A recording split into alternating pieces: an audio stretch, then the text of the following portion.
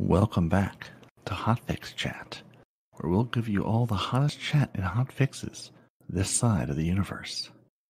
Joined today by absolutely no one, because they've both broken their microphones out of frustration. The Hunter No One Responds and Night Demon, the child-wrangling, British-speaking, fact-reading Titan himself. Or not. How's it going?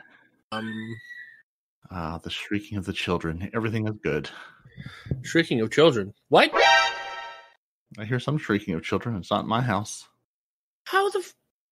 You can't hear me who sits in front of the mic, but you can hear my son 4 rooms away through 3 closed doors. Well, I mean, clearly you need to be 4 rooms away through at least 2 closed doors and have the optimal sound set up for your microphone. Something sound waves. Yeah, whatever. Dynamic microphone mic. Anyway, it's very dynamic. Sometimes it picks you up, sometimes it picks your son up, sometimes it picks neither of you up. Sometimes you get both. It's dynamic. I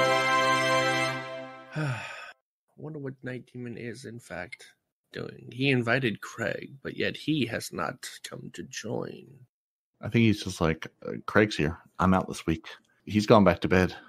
No. If I have to be awake, so does he.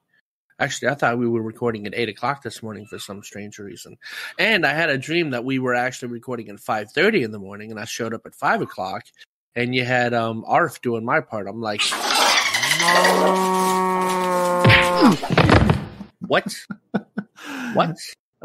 There's a part of me that appreciates you have stress dreams about this podcast. Welcome to Two Titans and a Hunter, a Destiny 2 podcast. A show where we discuss tips, tricks and tools to help all Guardians succeed and enjoy playing more. What makes us different?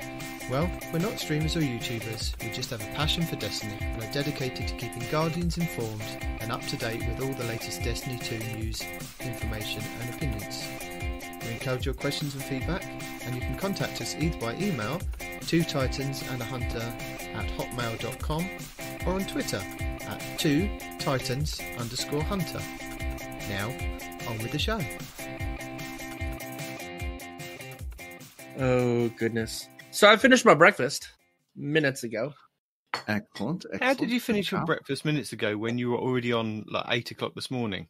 Did you not have breakfast at 8 o'clock this morning? I was not on at 8 o'clock this morning. Okay, I said you just I thought that we had to record at 8 o'clock this morning. Then I went back and looked at the chat and realized, oh, I can go back to sleep. That's why I clarified 10. I thought, he's not going to have read either or and then double check. So I thought we're going to confirm 10 o'clock. Yeah. And actually, I haven't even looked at my band most of the week this week because I've been very busy doing other things. I was just watching the trailer, right? And obviously, I knew that they had female Fallen, right? But in the video, it showed what a female Fallen looks like. And I was really trying to decide, is this the first time I've ever seen a female Fallen? Hello there. How are you tonight, my darling mistress of the dark?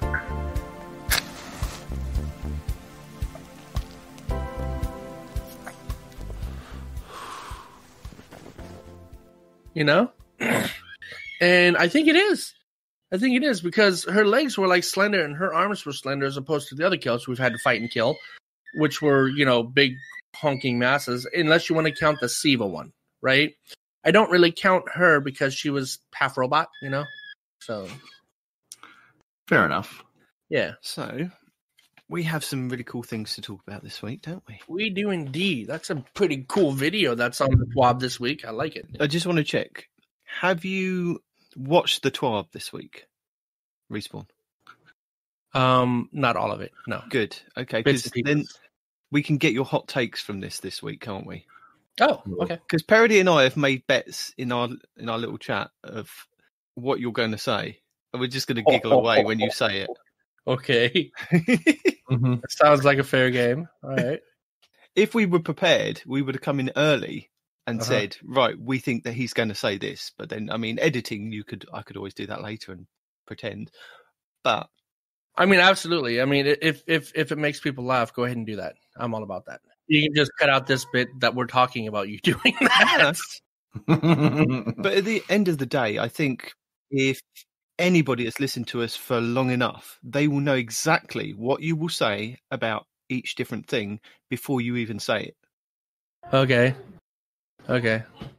Not saying you're predictable. No. But you're extremely predictable. Just about the things that make me angry. That's all. Exactly. Yeah, that's the things we're talking about. Yeah. We're not saying we can replace you with like a couple lines of a shell script, but Possibly. Look, the only thing you know is it will make me angry. What I do in my state of anger is what's unpredictable. Okay? Good. fair enough. Okay. Well, so this week, Craig is working. It looks like Craig's working, so I'm quite happy about that. So, you're less than exasperated British host, Night Demon. Hello. Because Craig is working this week, and we're getting what looks to be a good recording. You're Titan with all the facts, but no gameplay. Parody. Accurate. And the Marmite of our merry band. You either love him, or you loathe him.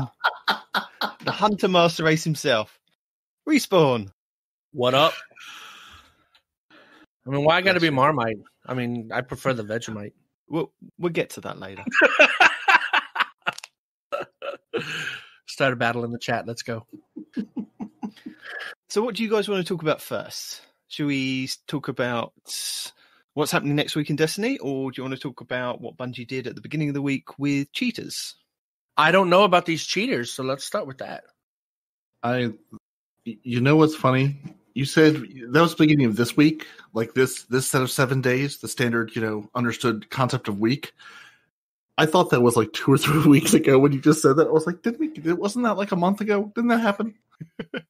I have no sense of time anymore. It's gone. It's all gone. Time in Bungie land goes really quickly. Time in Corona land goes by really slowly. We finish the podcast and literally then there's a ton more stuff that actually comes out and we're like, oh, okay, we've got to cover that next week. Yeah. I mean, today is Saturday, March 237th, 2020. So I don't know what weeks are anymore. 237th. Mm-hmm. Oh, damn it. I'm banging things. I'm sorry. Yes, that's COVID standard time. Okay. I love it. So apparently there was a prevalent website that was selling cheats for PC, and apparently you had to subscribe to this website and paying like $300 a year to subscribe and buy cheats to actually win at the game. And there were several. I've seen a couple of like YouTube videos on it that people were taking the mickey out of these guys that were now moaning, saying that they were getting better at playing Destiny using the cheats, which doesn't quite make sense. The cheats made me good. Well, so would just practice, I guess, too, without the cheats. But yeah, as someone that used to practice in PvP, I can definitively say that no practicing does not make you good. No. Nope. Is that what they teach you in the Marines? They don't teach you anything in the Marines. You just do it. Actually, you just do it. That's all there is to it. Well, you just do it. I suppose if you're bad, you get shot and you die. So, well, yeah. They You weed can you out. become a bullet sponge, or in some instances, if you're really bad, there may or may not be an instance of friendly fire.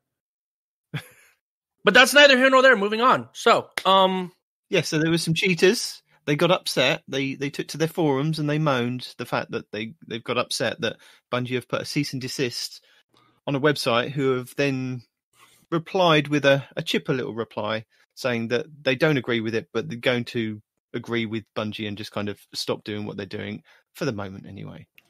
I thought that was quite interesting to see. Yeah, there's probably 3 more, exactly identical websites that are out there that they've just moved to, and now it's back again. But yeah. So I guess Perfect Aim is this product that was taken down because I've seen. Yeah, I remember seeing. Now that you've reminded me, it was in fact this week. Yeah. No longer. Yeah, Perfect Aim is no longer available. Windows cheat that it gave you. I'm going to assume Perfect Aim, and I'm sure among other things. You are very astute, sir. Very astute. I am. I'm here to provide all the facts and none of the gameplay. Now, one of the things that I've thought about, I'll be honest with you, especially when it came to trials every now and again, right? there was this thing out. I thought it was called Perfect Aim too. I could be wrong. It just sounded familiar when you said that. But it was this thing you could put on your screen. It was just the tiniest little clear red dot. And you put it right where your target's reticule is, right? And that way, if you had a sniper, you had a shotgun, whatever, you knew where you were going to shoot without having to sight in first. And it kind of helped you understand where your reticule was whenever it wasn't actually there in game, right? Mm-hmm. And I thought, well, that would be interesting. But, you know, the one time that I looked it up, it was like $30 for this little clear red dot. I'm like, are you crazy? $30 for a clear sticker? No, I'm good. Seriously, but, you could just put a little sticker on your TV screen or on your monitor. Yeah. Where the with Post-it notes? But it's not clear. You know, that's the thing. It wouldn't be clear. It would actually take up real estate. And I mean, I don't know what kind of adhesive is on the back of a sticker that you put on a screen, right? What if you put it on there and then you have like dot residue that would be small enough to go on the TV that would peel off pretty easily and still give you the visibility of hitting? I mean, that was one of the first things that I think I saw on one of these YouTube videos saying, you know, if you want to kind of get good aim, then you can do this. This is quite a simple way of knowing where the center of your screen is for if you're going to do quick snipes. Mm-hmm.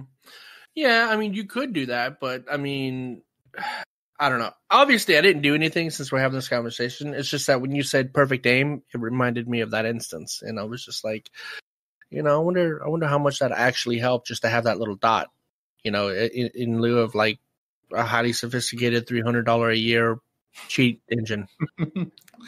Yeah, I mean, really, it's just you know, knowing where you're going to shoot. Yeah, like I said, before you ADS, or even if you're not going to ADS, knowing you can pull the trigger and knowing where that bullet, you know, more or less is going to go, it's got to be helpful to a point at least.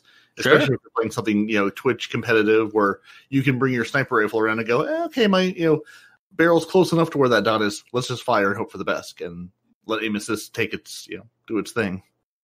Right.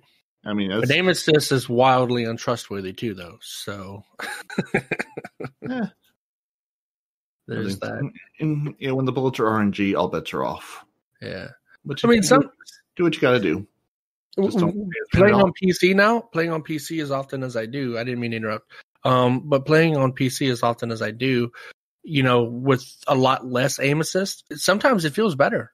I'll be honest with you. Sometimes you controlling where the round goes instead of the round deciding where the round's going to go is good, especially when enemies are walking in front of each other. And like on Xbox, sometimes your reticule will drag with one of these people that you weren't originally shooting at that just happened to pass in front of you, you know?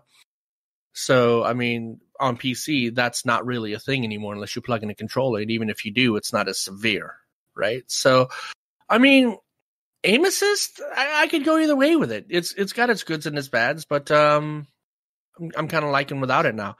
But in saying that, if I go into PvP, I am absolutely plugging in a controller. Let's not jade everything here, right? I'm absolutely putting in a controller because I tried to play PvP with our online buddies that dragged me into it with mouse and keyboard, and I didn't do terribly. But let's just say I went significantly better when I plugged in the controller. All right. Yeah. Well, I mean, and that's part of it that, you know, the aim assist is, you know, both, you know, like the bullet magnetism that you get and also that reticle stickiness, which I remember from episode something in the past when I think Fallout did his like real in-depth breakdown of basically how aiming works and how all this stuff works in the game. Yeah. I remember, you know, on the controller or on the console, you got a lot more like that reticle stickiness and bullet magnetism. Because again, you're on a controller, you're not on a mouse and keyboard, you can't be as precise. And I think you get more. I think you get the bullet magnetism more on the PC, or you know, as much on the PC. The recoil as well, isn't there? Yeah, and then I think you get less reticle stickiness because again, you can be much more precise on a PC with a mouse than you can with a controller. But yeah, no, I absolutely agree. Well, some people can be precise. I'd be all over the place. I'd be like, it'd be worse than having 10 sensitivity. I'd be all over the place. I wouldn't hit anything. And it's true. No, you're absolutely right. At first. But you do get used to it. Like now, whenever I play PvP, not at first, all the time. It will be like that all the time. You will get used to it, I promise you. When I used a personal computer, it was a Commodore 64, and I had a joystick plugged into it. I've never used a keyboard. That's it. I'm not going to keyboard. That's why I have a console. I know my limitations, and I don't push it because I know I'd just be rubbish. I've seen somebody use a joystick on Destiny before, right? They commingled the software for the joystick, and I'm talking like Aviator joystick, right? Not the Atari one, the one with all the buttons and switches and everything, right? They hooked that up and just used WASD for their movement and the joystick for everything else. All their buttons, all their reticule, everything was on this joystick. And I was like, that on my looks Commodore really 64, hard. Really I had cool. 6 buttons that I could push on it. They all did different things. I can't tell you if that would help now, because I don't think it would run on a Commodore 64. Just get a PC and try it, man. That's all you can do, right? Is just try it out. No.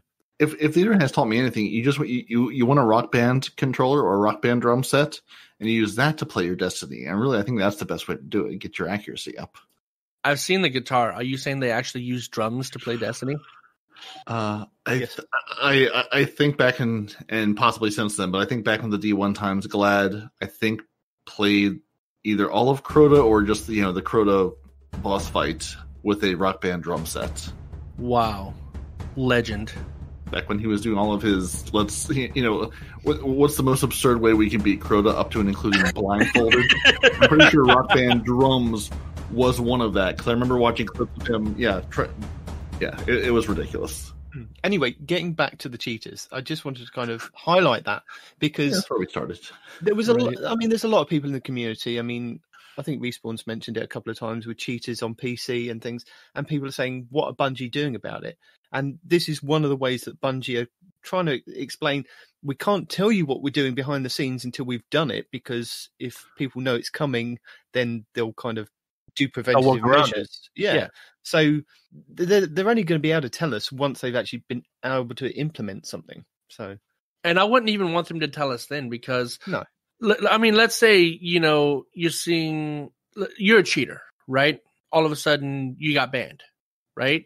You don't know how you got banned. You don't know how they know that you cheated, but you're banned, right? If Bungie comes out and says, oh, we ban people because we detected X, Y, and Z, he goes, oh, well, I can just, start a new character and avoid doing X, Y, and Z, and that way I can still cheat without getting banned, right? So even if after they've implemented this, I would still be like, you might want to keep that close to the chest. You know what I mean? Yeah. Right. And we are the kind of podcast that does condone cheeses and glitches and things like that, but not cheating. Right, yeah. If it's something in the game, and I think Bungie has said the same thing, if it's in the game and you take advantage of it, that's on them. We're not cheating in Destiny anyway. Yeah. And then cheating in the game we talk about. I mean, if you want to bring your ridiculously overpowered trace rifle into trials that weekend, that's your right to do. If you want to get 57,000, 21% delirium from the Drifter because you can, that's your right. That's right. You found it, you can do it. It's their fault for letting it happen.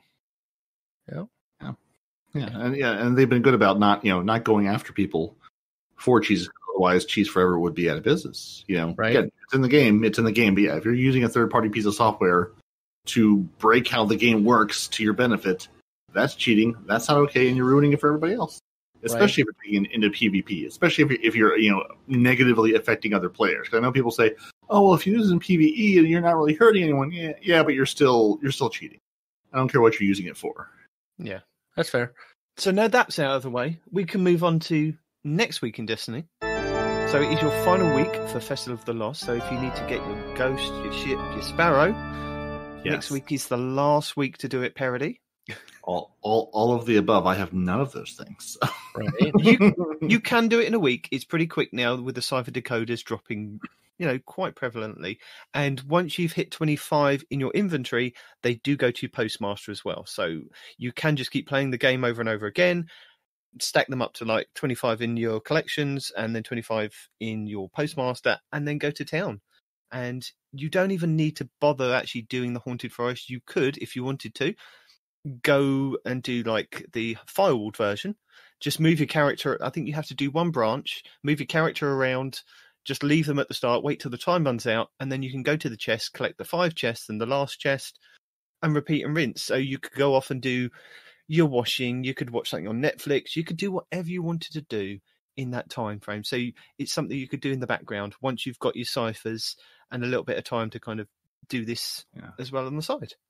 That's when you spend your time going through your vault going, okay, 1060 guns, which of you am I really not going to need or care about going forward? all right, say, I don't know, Gambit wet armor that you had delusions that you were going to finish before the end of the season that now you definitely have no time to do. You can delete those now. They're gone. You don't need them. So it's a perfect time to be sorting through your vault to make room for all the new stuff you're going to be getting covered in ice in 2 weeks? 2 weeks from now? 3 weeks from now? Yes. How many weeks we have left in the season? It's not many. Yeah, Right. it's literally 2 weeks, yeah. So for next week, we have Triple Valor returning all week long with Clash and Showdown. And the season ends soon, so finish your triumphs when you can. So Parody, could you just reiterate to us what Showdown is? Because it is one of the triumphs I need to get next week. And I did see that I need to get 25 wins in it. Well, then, my friend, you just want to go in there guns ablaze, because Showdown is all about getting as many kills as possible. The first team to win 3 rounds wins the game. Now, I did see in the Triumph that you have to do revives, so is it a bit like elimination? Once you die, you can revive your teammates. Have I thrown you a curveball? I believe so. I pulled these months ago, and I honestly don't remember which version is which. But if you need revives, then yes, it is you go in and you have, I think, X number of lives. Let's go look here for a second, see if I can find it. It sounded like he was shuffling a bunch of papers and throwing stuff. Yeah. I have no papers. Did I throw you a curveball? No, Flip's desk. Fine.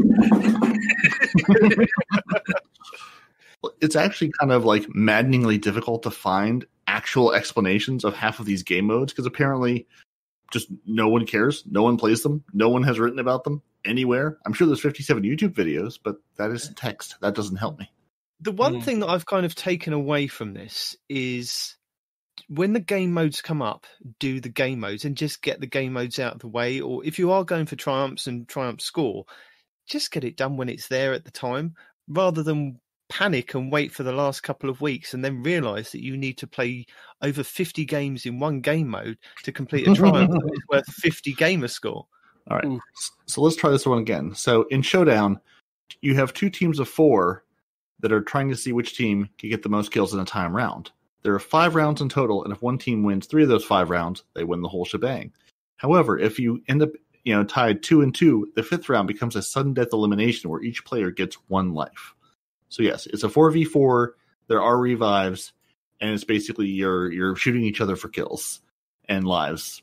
So once you're out of lives, you're dead. You can't go and revive your teammates. So find some friends, stick near them, and throw up some walls and bubbles and revive them. And hopefully you'll win. So the triumph for this is win 25 games. You have to defeat 100 opponents. You have to get 25 revives, and you have to get 15 final showdowns. So you have to get to that last round of a 2v2. So that's going to be a bit tough. It's worth 50 gamer score, or triumph score. So if you are going for it, next week will probably be your last week, unless they go, here's all the game modes all at once on a rotation, or here's all the game modes. So next week will be my final week to actually get that done.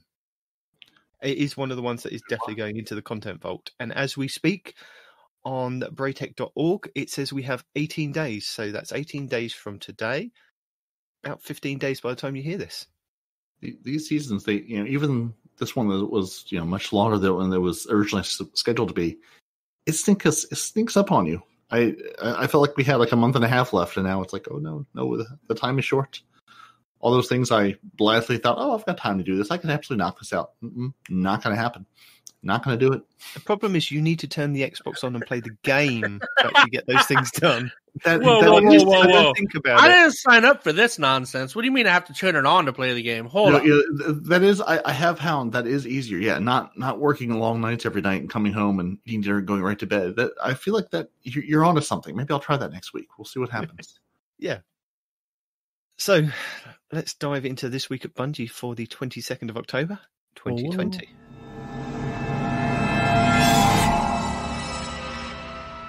So this week, they kicked off things with a Beyond Light story trailer.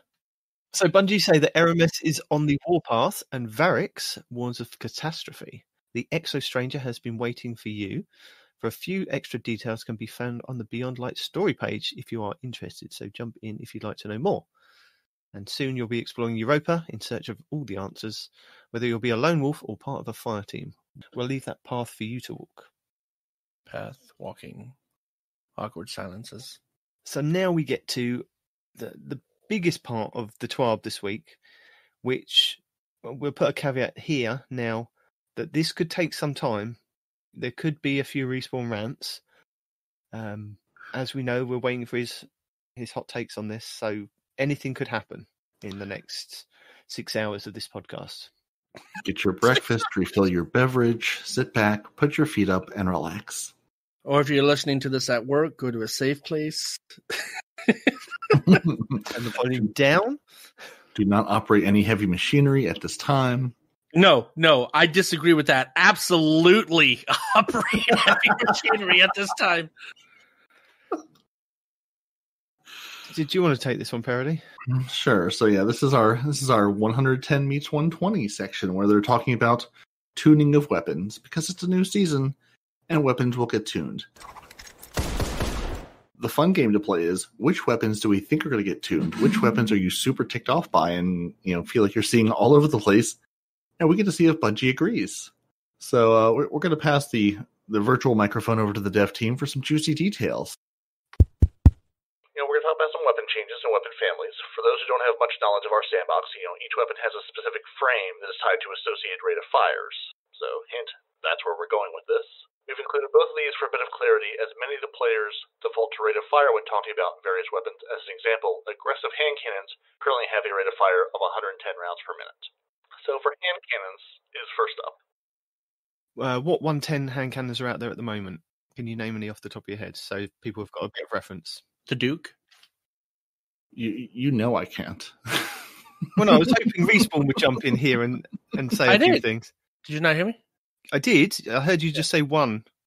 Yeah. I thought you might know some others. Well, that's really the only one worth of note because the Duke, for a long time, people were arguing that it was better than the spare rations because the spare rations, you need 3 headshots, but the Duke, you only needed a headshot and a body shot, if I'm not mistaken, and that would kill an opponent, but it was really slow firing. So That's the only one that sticks out to my head. But give me a second. I'm pulling them up now. So you've got the Duke MK44. Yeah. You've got the True Prophecy, which is dropping at the moment from random packages, which we highlighted. I believe it was last week. There was a video that gave you a couple of possibilities on God rolls. Isn't Criminal's Dagger one of them too? Yes. Okay. Do believe it is. That's from DF... Iron Banner. DFA is 140. Disregard. Exotics. You have Lullaby is another one. You have the Sturm, which is a 110. So that will be changing. Warden's Law is a 110. There you go. Yeah. Basically, just think of every hand cannon in the game and you think this is really, really slow. That's the one. Really big and really slow. Yeah, no, the 110s also tend to be awkwardly large. The Thin Line is another 110. So these are the ones that you kind of compare with a sniper. So when you get one shot after a sniper, you're like, you get body shot with the sniper. You think you're going to run away, and they've run out of sniper bullets, but no, they've got a 110 hand cannon that can just go, or even just if you've taken some chip damage from something else, somebody walks around a corner. You did say the exotic one, right? I'd said the Sturm, yes. No, the other exotic one too. The one that uses special ammo. One shot used to set you on fire when you used it. Gosh. Sunshot? No. Oh, the Ariana's Vow. I'm sorry. Yes, that's the one. Yeah. Pretty sure that's a 110 as well. Yeah, well, sniper hand cannon. Let's just check before we tell people the facts that are wrong facts. Okay. No, the Ariana's Vow is a 90. Ah, it's even less. Yeah, Ariana's Vow is a 90 rounds per minute. So even slower. Because I was going to say I knew it was slow, but I didn't know it was that slow. Jiminy Christmas. I mean, to be fair, like you said, it sets people on fire, and it's a sniper rifle. So it's a sniper pistol. Yeah. Sniper cannon. So those are your hand cannons for reference. Sorry, Parody, continue. And now, so which of those? Well, again, if we were a professional show, like say Massive Breakdowns, we would tell you what all of these things are. But what we will tell you is the aggressive hand cannons, the rate of fire is going from 110 to 120. And they've broke out the aggressive hand cannons, allowing custom tuning of stats. For example, the damage fall off for 100 range is now in the subfamily now starts at 32 meters. I don't know what it was before, but now it's different. So basically, they're continuing their trend down of not just tuning all hand cannons or all aggressive hand cannons. Now they can tune things within, say, like the class of aggressive hand cannons. So basically, just more tuning where if one gun in Beyond Light becomes absolutely ridiculously overpowered, they can say we're going to tweak this gun and not say sorry hand cannons or sorry aggressive hand cannons. You all get a big blanket nerf. So I can tell you, based on listening to the Massive Breakdown podcast this week, that the range is based on hip fire range. So when you ADS, you will get more range from it. They did come out on, I think it was Twitter or somewhere. Again, Massive Breakdowns, shout out to them.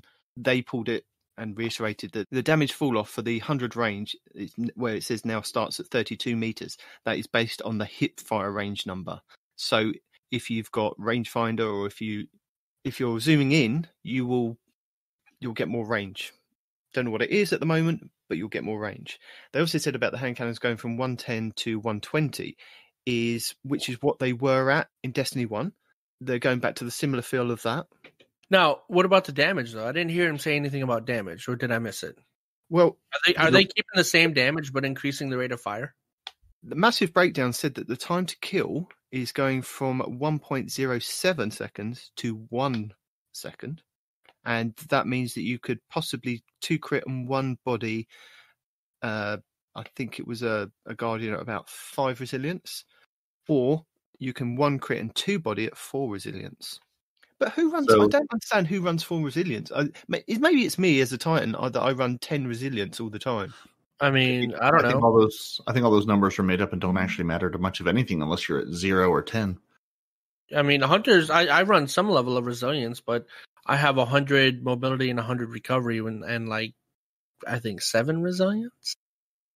Yeah, I can honestly say I often haven't found a lot of difference between those stats. Now, sometimes if I put like the concussive dampener on to where I'm taking like less, if I'm standing in a pool of fire, void, or whatever from enemies, I feel like that helps me a little bit more, not take that sort of field of, area of effect damage, but I don't know. Well, it's hard to notice because the difference between like 6, it's so small. Yeah, 6 and 10 is the difference of like what 1 to 2 bullets from an auto rifle. Yeah, it's like one extra tick of area of effect or one extra punch from a thrall or something. Yeah, it's not a huge difference, but yeah, I'm sure if you're absolutely running Master Nightfall solo and min-maxing everything out, I'm sure you notice the difference. For the majority of us, I don't feel like there is. But to answer your question, no, they haven't said anything about damage, but again, this is what they're telling us. There's always the rest of the story that we find out about 3 weeks from now. Yeah. Assuming this stays the way we're talking about right now, that's going to mean that the 110s are going to be the new meta over the freaking spare rations. Well, you say that, but on Massive Breakdowns, they said that it'll probably be quite prevalent in Trials, Iron Banner, the first week where the light matters, where you can kind of get these one shots from these weapons. But it'll probably peter out later on, unless you've got like a god roll, like the Duke MK44, which can roll with Rampage on it. But it's sunset at 1060, so it won't be able to be taken into Trials, or it will be, but further on down the line, it won't be. You'd be hurting yourself. Yeah, you'd be kind of hurting yourself with the light level. Some people would be, but some people wouldn't. But yeah, they said that it'll probably be quite prevalent to start off with in the higher power modes, but then it'll slowly drop off because you'll find that there's other things that come up. Yeah, I think there's still going to be a powerful but niche. There are play styles, like 19 was saying, you get your sniper shot, you clean them up with that kind of hand cannon.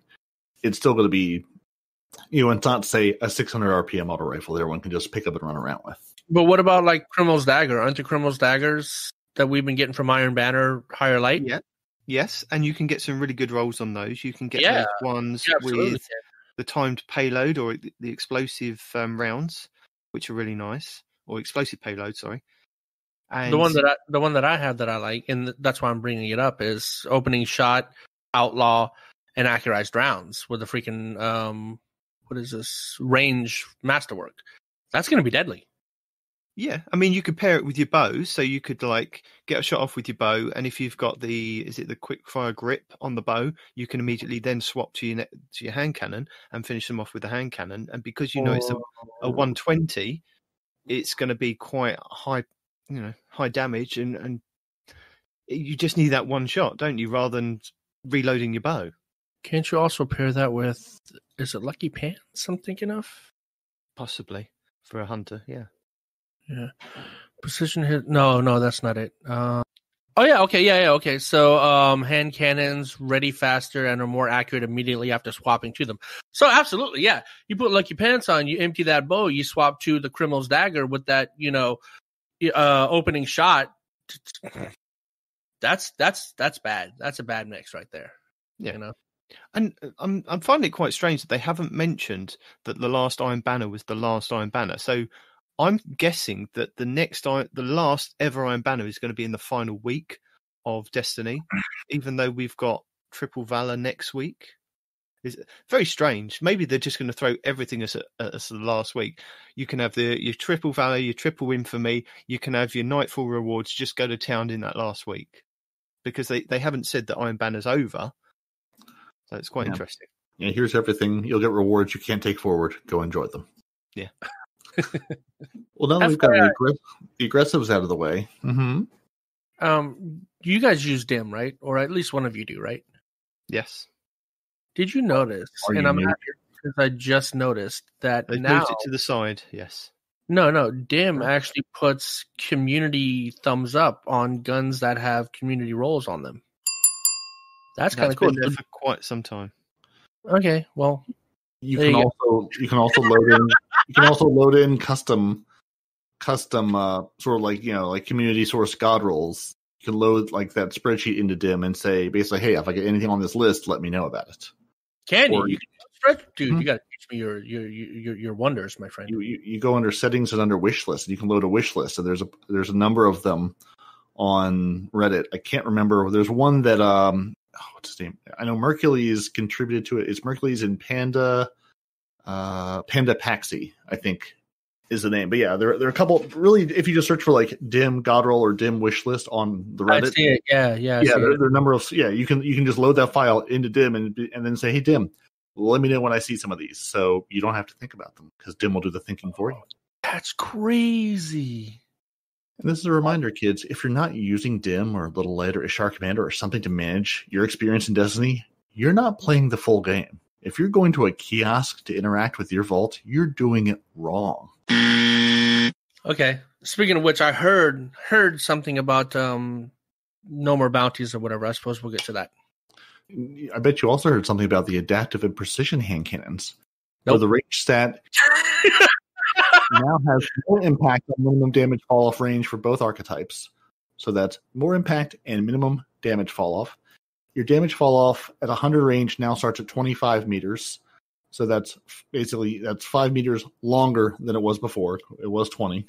So damage fall-off for 100 range now starts at 25 meters, up from 20. Your precision hand cannons, which is your 180 rate of fire magazines, will be scaled up by 37%. This will also affect exotics with that rate of fire. So precision hand cannons are getting a 37% magazine boost at the 180 rate of fire, which I know from someone screaming on Twitter earlier this week, the Malfeasance, I think, is one of those. Malfeasance is 180. Yeah, so the Malfeasance is getting a 37% boost to its magazine size. Trust. What's not to love there? Ikelos. I'm just going to shout random guns at you guys. Yeah. Remember when I said I could have done research for the show this morning or actually played the game for the first time in a while? Yeah, this is the research I didn't do. Right. Right. So yeah. So 180, if you have your favorite 180 RPM hand cannon, it's getting a huge boost to the magazine. You'll enjoy it. And the range, you said, right? Mm-hmm. Okay, so that, I guess, would keep the spare rations in play, I suppose? Spare ration? Where do spare rations draw from? Isn't that a gambit? Spare rations is a 150, so ignore what he's saying. Oh, no, well, I'm looking. Hold on. Yeah. So I wasn't sure spare rations was going forward anyway. Yeah, the guns that you're looking at are like the Malfeasance, Trust, the Gambit one that's going away, Nature of the Beast, which is the one that's dropping at the moment, which is the Suros-style hand cannon. Uh-huh. It's the Energy One arc that you can get at the moment. West of Sunfall 7, Curse of Osiris. Yeah. Yeah. Sure. Yeah. Mm-hmm. Absolutely. So those weapons. So, Perry, what's happening with the lightweight? Oh, service revolver is 180. Ooh. Love it. If you already said that, my bad. But No, yeah. I didn't. But yeah. The service rollover too. Good. So the lightweights, which they folded into the adaptives. So I guess that then the same range thing applies to the lightweights. So they're moving all lightweight hand cannons, 150 rate of fires, to the adaptive subfamily, 140 rate of fires. This is where we put the warning in. Please be aware. Loud noises, screaming, shouting, rants. So let me read these next couple lines first, and then Respawn, you can have at it. Before you go there, go back over what you just said. To be clear, you said they're bringing the 180 rate of fire down to 140. No. Totally different thing. Totally. We've moved on to lightweight frames. We've moved on from the 180. We've moved on from the 110s.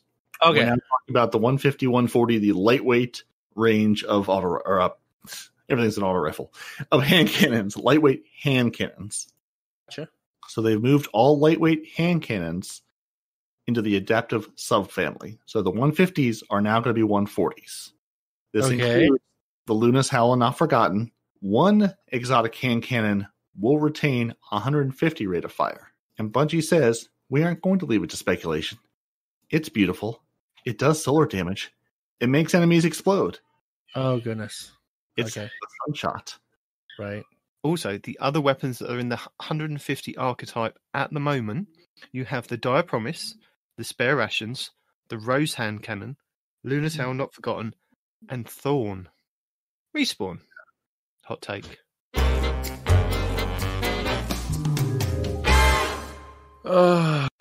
Okay. So before I get tilted, if they're going to slow down the rate of fire, they're going to put it in that archetype. That also means they're going to increase the damage, right? Because that archetype has increased damage for the cost of slower rate of fire. If that's the case, that might not be such a bad thing, right? Especially for the Luna's Howl. I catch myself pulling the trigger faster than... Or the Luna's Howl and I miss timings, right? So if they slow it down, maybe it'll feel better. And if it hits harder, great, right? That could be good. Okay. If they're just lowering down the rate of fire without increasing the damage, why? And also keep in mind, these guns aren't really going forward light-wise. So yes, they're still viable and valuable, but they're not viable or valuable in end-game activity and trials, things like that, past the first week or two when everyone's still at the same light level. Well, what's going to be interesting is that Thorn is dropping from 150 to 140. So does that mean that they're increasing the damage on Thorn? As an exotic weapon, that will be going forward. That would be nice. Dire Promise, I think, is a weapon that can, at the moment, still be taken forward. Let me just check. That can be taken into activities up to 1310. So that's infusion up to 1310. So it's not the max at 1360. So it's the season before that. So that is going to be still quite prevalent.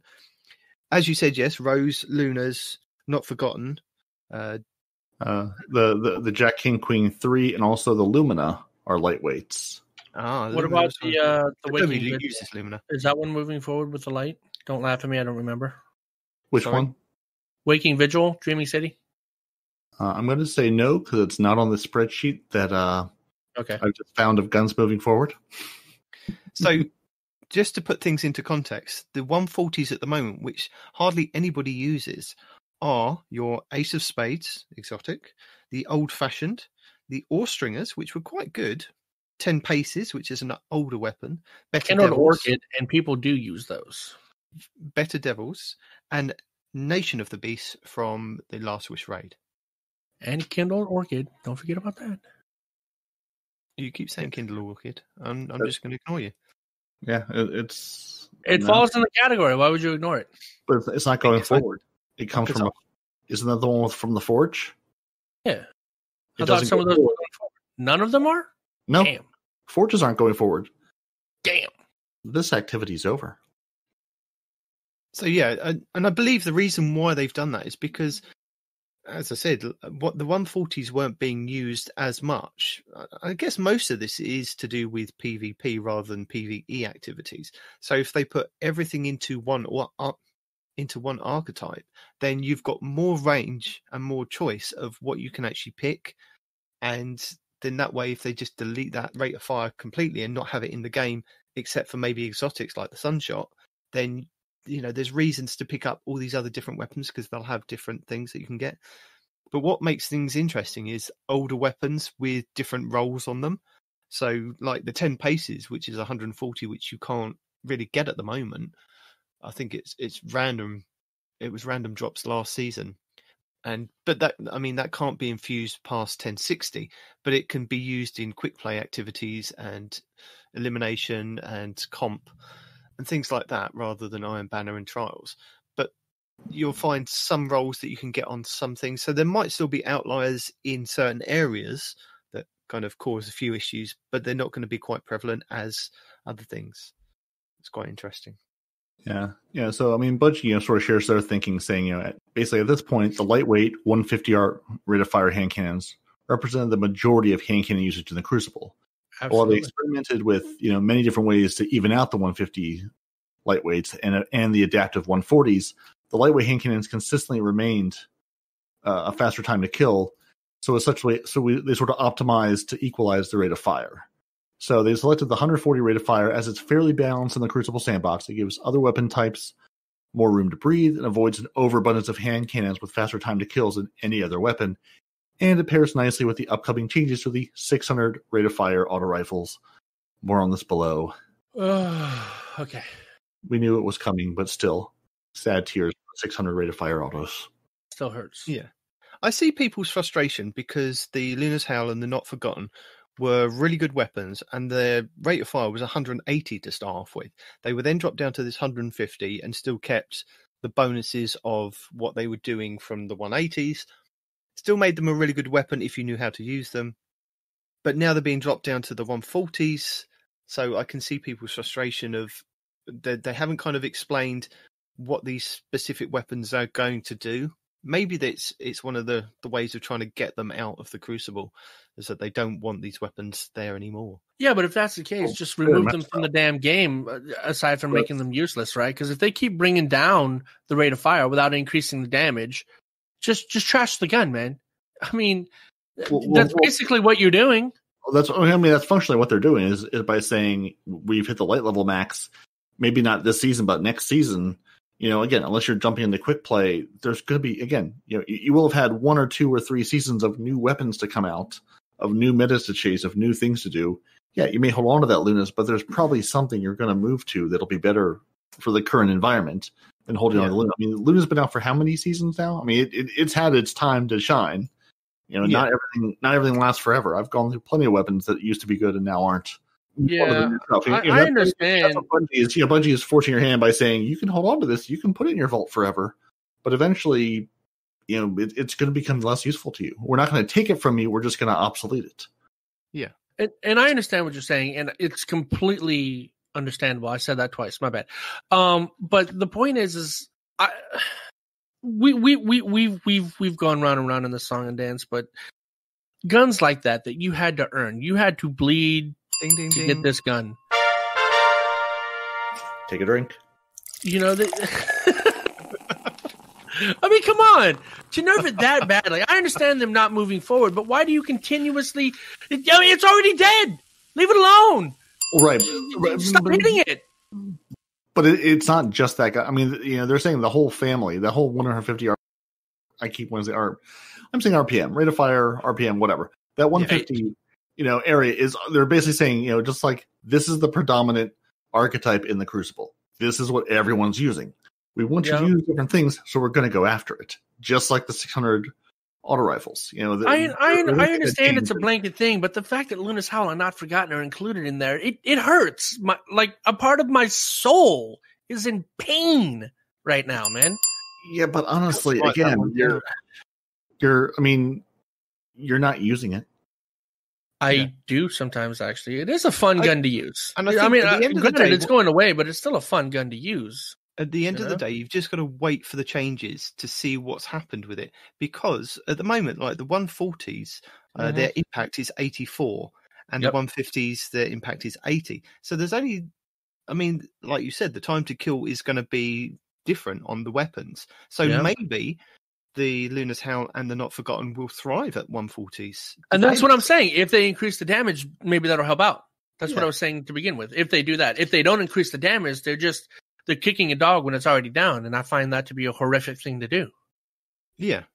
I mean, and they're also changing like the grip of Sorrel, aren't they? The intrinsic trait.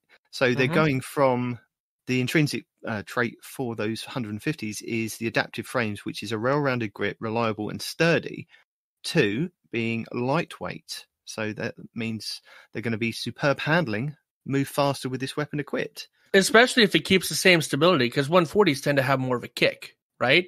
So if Luna's Howl can be a 140 and still have the stability that it has, it could be a contender until it's completely obsolete. Yeah, when it was moved from the 180s down to the 150s, they said that it would still retain the recoil direction, didn't they? So they need to clarify this going forward to say that it's still going to retain what we said that it was going to retain from going from the 180s to the 150s, and it still retain that to going to the 140s. I think if they clarified a few more things rather than just spacing out about the Sunshot, a couple of paragraphs, they could just explain that, yes, these weapons will still retain this, and this. And I think that would alleviate some of the pressure off of them and stop having to reiterate stuff on Twitter and go backwards and forwards in other areas, like on Reddit, like people asking questions.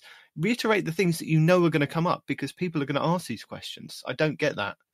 Well, I mean, there's also the how far do you go down? I mean, I appreciate and agree with you. You know, it'd be nice to have a little clarity on some of these things, but it also comes to the point where it could be the fact that we're at 27 pages for just this one particular hand cannon, because there's all these caveats of. I mean, they're moving weapons within subfamilies. Moving the archetypes around. Yeah. There's a lot of different. There's probably 15 guns. And people are like, well, what about my favorite weapon? What about my favorite version of this? What does it mean for that? And the answer probably is not for every single one. Here's what it is, especially if they've been, started life as a 180 and moved around 1,000 times. It feels like. Well, I think that's the thing. It's like when you get to the game, you'll know. Like, 3 weeks from now. I mean, it's nice to have a preview of what's going to happen, but we don't need to know every last little detail, because you already know the weapon's being sunset. It's sort of like, yes, we've end of life this piece of software. It's still around. You can still use it, but we're not going to make it better. So the fact that you have it at all, be thankful for. It's going to be what it's going to be. They're not focused on what they put out a year or two or whatever ago. They're focused on what the new stuff is, what the cool new hand cannon you don't even know about is yet. Right. Yes, I mean, you're talking about the cool new hand cannon. By doing this, you did kind of allude to the fact that the Sunshot is going to be way more common. Well, I feel like they've all. I mean, now Bungie is saying it, but I also feel like the last couple of seasons, everyone's like, oh, maybe the Sunshot's time, maybe. We go through this every time there's a big change. Oh, this gun's going to be absolutely incredible. Maybe it's this gun's time to shine, and maybe it is for a minute, and maybe it isn't ever. But I feel like we always have there's always that one gun where it's like, oh, this is the Redrick's time to absolutely be a monster. And for a couple people it is, but it doesn't become the gnawing hunger of the season. I mean, we don't know, right? I mean, we've essentially moved all of the 150s out of their. It's going to be like one of the only 150s left. So it's going to have that higher rate of fire than the rest, and it's still going to retain the damage, and it's still going to make people go boom, right? Yeah. And now it's got a larger magazine capacity as of 2 or 3 seasons ago. So I mean, Sunshot absolutely could be a monster coming up. Yeah, I mean, and I appreciate that they're taking an exotic and really making an exotic, really saying, no, this is the only gun of its class. This is the only gun of its type. We're going to give you a reason to use the thing, and I appreciate that move toward. If you have an exotic version of something, really make it special. Yeah, it can blow people up. Yeah, you can shoot it faster. It has a bigger magazine. It has it's not so overpowered that you're not just spamming people with explosive grenades and they're all dying. But it really gives you a reason to use it. It makes it competitive, or at least you'll remember it exists in the vault. Bungie, is that a thing? Can we do that, please? And it also sets people on fire, right? Nearby, not only do near people take chip damage, but they also get set on fire, right? So you Titans, they get bonuses when people are set on fire, and actually Hunters too. There you go, right? Sunshot might be the way to go as far as like even ability regen, So we're gonna have our sunspot builds coming out this year. Yeah, something like that. Yeah. So shall we? Go ahead. No, I was gonna say, shall we move on? Do you have anything else to say about hand cannons? No, I was just gonna make a joke about how like our burning knife, recharges faster when things are on fire. That build as well. But yeah, go ahead. Just throw the sunshot at them at that point. Just bounce the sunshot off a couple of walls. No. You strap the burning knife to the sunshot. You throw the sunshot. The whole thing explodes when it hits them. Sir, that's called Borderlands 3, and we're not talking about that right now. Okay. But we could be. We could be, yeah. So, everyone's favorite, I spawn into the map, I think I'm going to play Trials, and I die before I even see the other team. A sniper rifle. We want sniper rifles to feel powerful. Oh, and they do. Without being so easy to use that they dominate, which they are. So this is where we're going to get into the... I feel like there needs to be a small like physics or math class, section at this point that we are ill-equipped to do. Sniper rifles. They've adjusted how the aim assist is affected by the sniper rifle zoom level. Lower zoom scopes have less aim assist. Higher zoom scopes have more. Scopes with around 50 zoom are unchanged.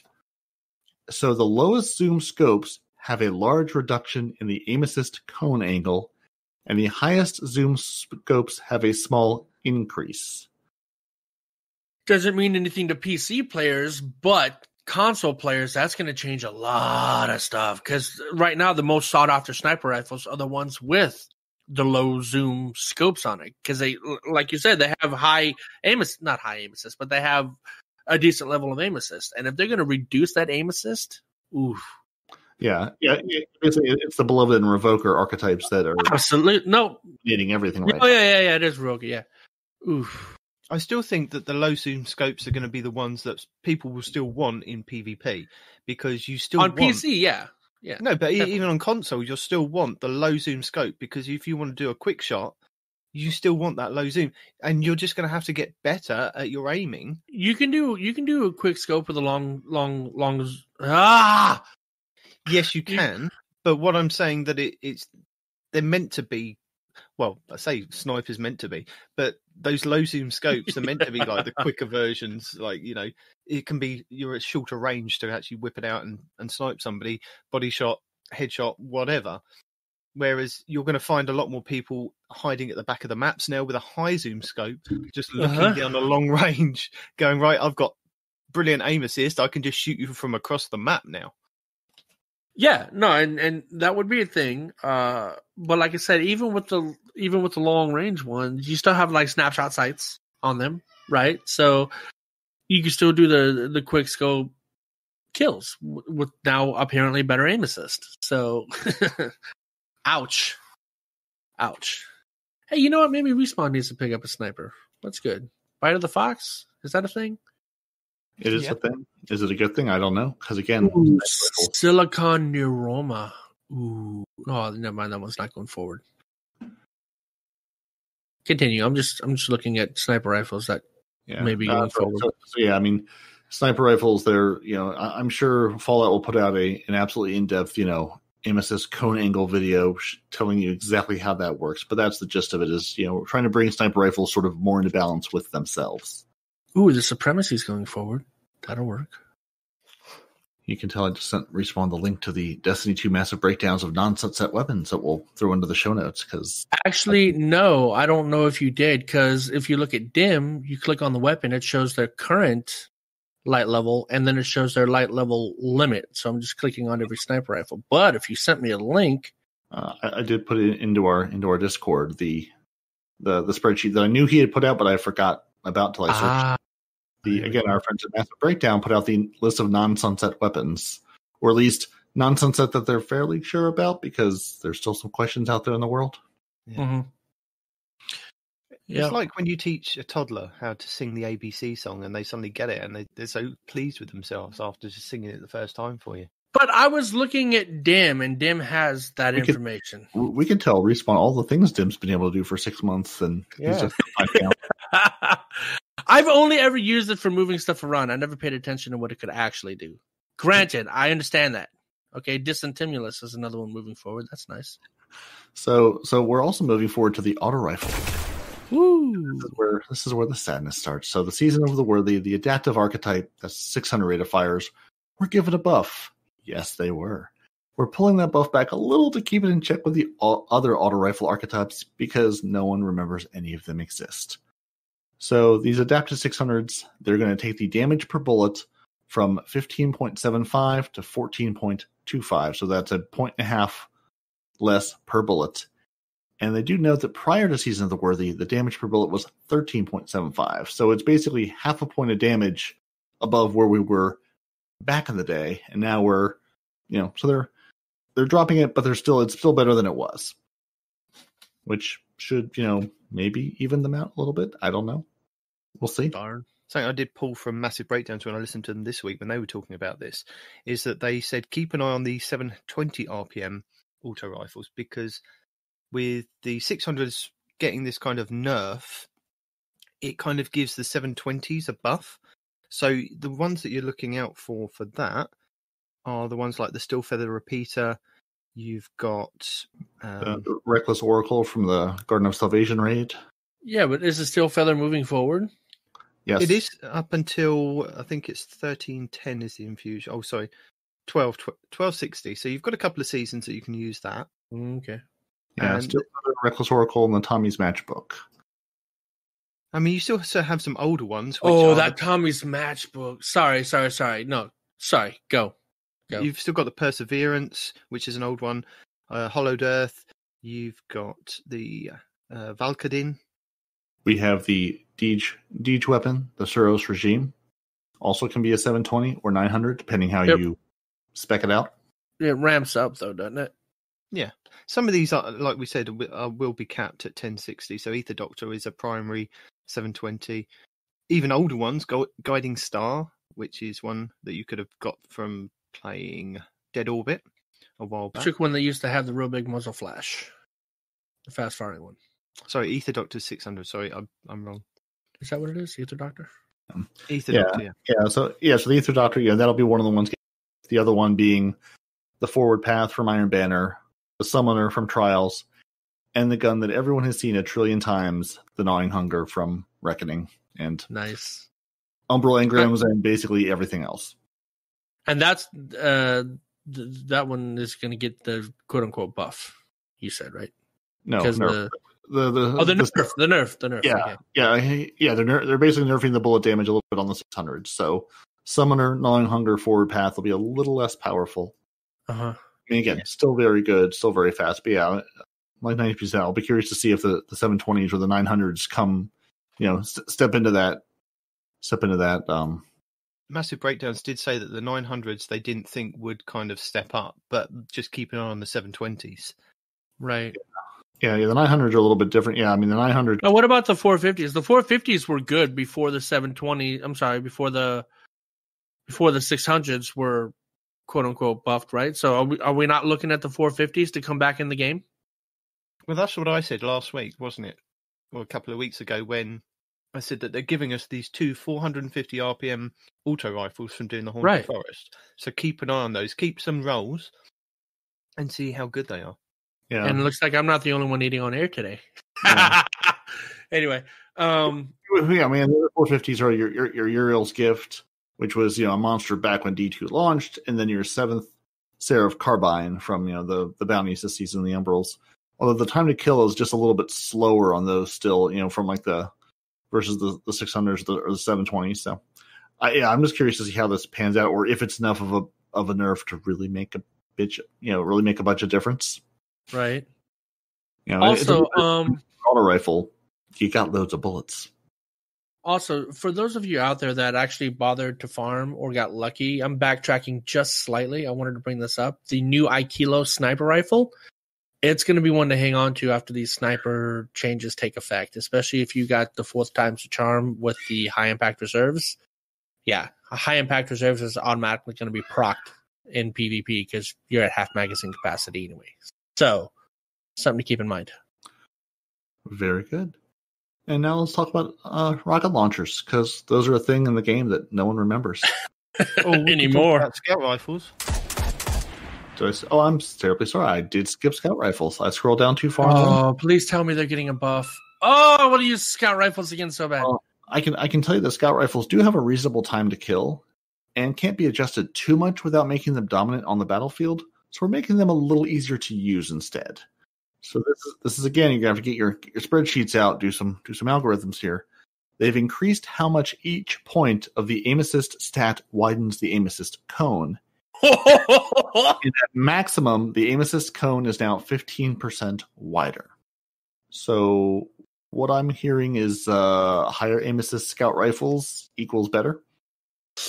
So again, Massive Breakdowns did point out, keep an eye on the Mida multi-tool, because this one may come back. That's the first thing that came into my mind. Mida multi-tool, Randy's throwing knife, and my Gambit favorite, Patron of Lost Causes with exploding rounds and full auto.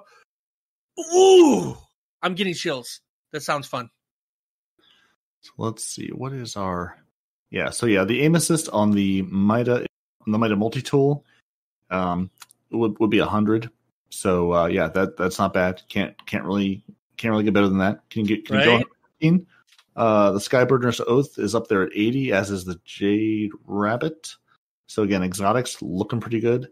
The Symmetry. Now, is that sighted aim assist or hipfire aim assist? Because that one's got two modes. They appear both to be 80, so it doesn't seem to matter. Nice. Hipfire team, here we go. Speaking of hipfire team, your Symmetry and your Symmetry with your Arc Seeker have a 75 aim assist. So if you remember the Symmetry existing as a weapon, that'll be a fun one. Yeah. Are you looking current aim assist or after the patch aim assist? I am looking at the current because we don't know we don't have the numbers, or at least the D2. This is just the Massive Breakdown podcast this week because they're doing legwork and we're just reading things. Right. Again, I'm using the spreadsheet I put into our show notes of their here's a list of guns going forward because they've broken all of this down because that's what they do for the people. For the people. And your Patron of Lost Cause is only at 67, and your Night Watch, which has never been a good scout rifle, is 69. So, yeah. I mean, then you have Randy's throwing knife, which is a 63. I mean, do you really need aim assist when you have that many bullets going down range? Assuming you're not using the Mida, like I know somebody will be. ... And actually, hold on. While we're talking about the Mida, going back to a couple of shows ago, it's got one of those scopes which highlight enemy targets for you. So, whenever you're in a blizzard, here's another reason to use the Mida multi-tool. It's got one of those enemy highlighting scopes on it. So, boom. I do have a late breaking news update. The Randy's throwing knife will not be going forward as its seasonal cap is at this season at 1060. That is true. I saw that. It's still good though. It's still good. Don't take this. Yeah. So, and this is also just a good point of reminder for people. If you're firing up Destiny and going, hey, where's the aim assist stat? It's nowhere. You can't see it. It's not there. You literally need to use something like DIM or some third-party software that will show you the aim assist on your weapon. It is not in the game. So, and DIM not only shows the aim assist, but your recoil direction, which way it goes and how badly it goes there. So, all right. Thanks for joining us of our show in progress, the Massive Breakdown DIM, hour. Jeez, don't say. Okay, but no. So Randy's throwing knife might not be moving forward, but Patron of Lost Causes is for a couple of seasons, and like I said, you can get really good rolls on there, up to and including small bore, freaking tac mag, full auto, and explosive payload, and that. I mean, like I've said it many times, that's my favorite scout rifle to use thus far in this sandbox, and it's really, really good against other human players because the explosive round really flinches them when they're trying to get you. So keep an eye open for that. If you don't have a good roll for it, sorry, I don't think you can get it anymore, can you? There's no way to roll for it anymore, right? Does it come out of one of the umbrals? I honestly can't remember now. I honestly don't know either, but if you have one, hang on to it because it's going to be good in this upcoming sandbox. I can feel it. And Frostmire's Hex, too. Frostmire's Hex has a 72 aim assist already, and it's a freaking 260 rounds per minute. Is it going forward? It is not. Never mind. The I don't believe you can get the patron lost causes at the moment. So yeah, I couldn't remember if it was one of the ones they shoved into the boxes. And the other scouts moving forward is the Scholar from Trials, the Transfiguration from The Last Wish, and then Talons of the Eagle from Iron Banner. But all of those have abysmal aim assists from 29 to 32, so those are not the ones you're hunting for. So yeah, dust your meta multi-tool off. Keep your patron lost causes in. I'm not going to say farm for a night watch, but if you want a decent non-exotic scout rifle, maybe start there, or just wait to see what drops next season and not worry about it. I mean, you can get some kind of good rolls on a night watch, right? You can get accurized rounds, small bore, outlaw. Yeah, it's still just never. It just never. I mean, I've had a bunch of them. It never feels like it's as powerful as I want it to be. Yeah. Oh, you can get full auto explosive payload, and you can team that with accurized rounds and small bore. That would be a really good roll, right? But again, I think it. No, I don't have that particular. Wait, hold on. Yeah, I do have that roll. It's over here on this character. Yeah. Okay. So, oh, you can get snapshot on it too. Yeah. So farm for that. It's going to be good, and it is moving forward for quite a while. I think my problem with that, and maybe this is where you're having the issue with it too, is the way it fires. No, the way it fires. The freaking buddy. The night watch. It goes. It's like a clunk, clunk, clunk, clunk, and I hate how it fires, man. It's just so unsatisfying. That's also the reason I can't use the Graviton Lance, because it goes every time you fire it. Fair. Yeah. It's a great gun, but I can't do it. Yeah. And even though it behaves like a scout rifle, technically it's not. Sad face. Yeah. Any more scout rifles, Mr. Demon, or shall we move on to rocket launchers, where I was trying to go before I tried to skip scout rifles? Yes. There's no pulse rifles changes? Not yet. Okay. So the rocket launchers, these heavy weapons, currently have very low reserves. So they're adjusting that. And they do expect to take another look at rocket launchers in a future season. So it sounds like we were going to get to it. For now, we're going to increase the reserves by 1 or 2 rockets, depending on inventory stat. Yay. We'll think about that later on. So, yeah, at least it's nice to know they're aware rocket launchers exist. But yeah, reserves by 1 or 2 doesn't excite me. I don't think it's going to make anything. Nothing is going to change people using a heavy sniper, a freaking heavy machine gun, or our beloved, void sword that tracks people down. Nobody's going to change those. Yeah, or just a grenade launcher. I mean, because just looking. Yeah, I mean, and just looking. I mean, you have the Warcliffe Coil, Two-Tailed Fox, Truth, and Deathbringer are your exotic rocket launchers going forward. And then really you've got the Who Scowl from just a world drop, Apex Predator from Last Wish, Shining Sphere from Iron Banner, your Bad Omens from Gambit, your Mossy Puck from the world drops, your Pyroclastic Flow from the Season Pass, and Tomorrow's Answer for Trials. And it's like, yeah, I guess they're okay, but why? Yeah. You're never going to use those. And in PvP, you could make an argument for the freaking Truth, right? You can make an argument for the Truth in PvP or the Two-Tailed Fox, right? But even then, right, in PvP, are you really going to use those rocket launchers? No, you're going to use other heavy weapons that have a much higher kill rate, like, I don't know, a heavy machine gun, Yeah, I mean, Warcliffe Coil and Truth have both had their moments of shine in PvP and in Gambit both, and we'll see how that all shakes out next season. With those, Gambit Prime going away and that Gambit being a whole different thing, and PvP is going to be whatever PvP shakes out to be.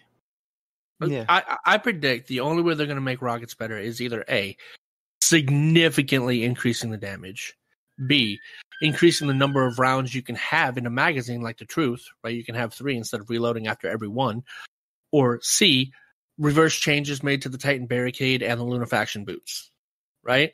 If they don't make at least one of those changes, rockets are never going to come back. No, I think they need I think I've heard this again on another podcast, is that they need to start doing different perks for the rocket launchers. I think if there was something that made you want to use a rocket launcher with certain perks that could only be on rocket launchers, you would pick a rocket launcher over, say, like your light machine guns, your grenade launchers, as an example? What perk would make you want to use a rocket launcher? Well, I believe there was a perk in Destiny 1 when you reloaded, you could get a magic bullet from like just thin air reloaded into the chamber as well. So you could have, say, 2 rockets, whereas you only had 1 in reserve. Mm-hmm. Things like that. So if it gave you an extra chance of giving more damage on a reload, you would find people would use things like that. Or that the weapon did different things. Things like the Dragon's Breath. They need to have unique rocket launchers again, because the Dragon's Breath, in both of its states from Destiny 1, were really, really good. I think the first state was you fired the rocket, and then when it exploded on the target, it was just like a pool of fire that would burn the target for quite some time. Mm-hmm. And actually, no, the original perk was you fired it, wasn't it? And then it blew up into a big ball of sun, a bit like a Warlock solar grenade, and just burnt that target. And I think then they changed it to the pool of fire on the floor. So if you had rocket launchers that did that, where if you were in like a Nightfall that was solar damage, did more damage to the boss, or more damage across the board, you would find people would use rocket launchers.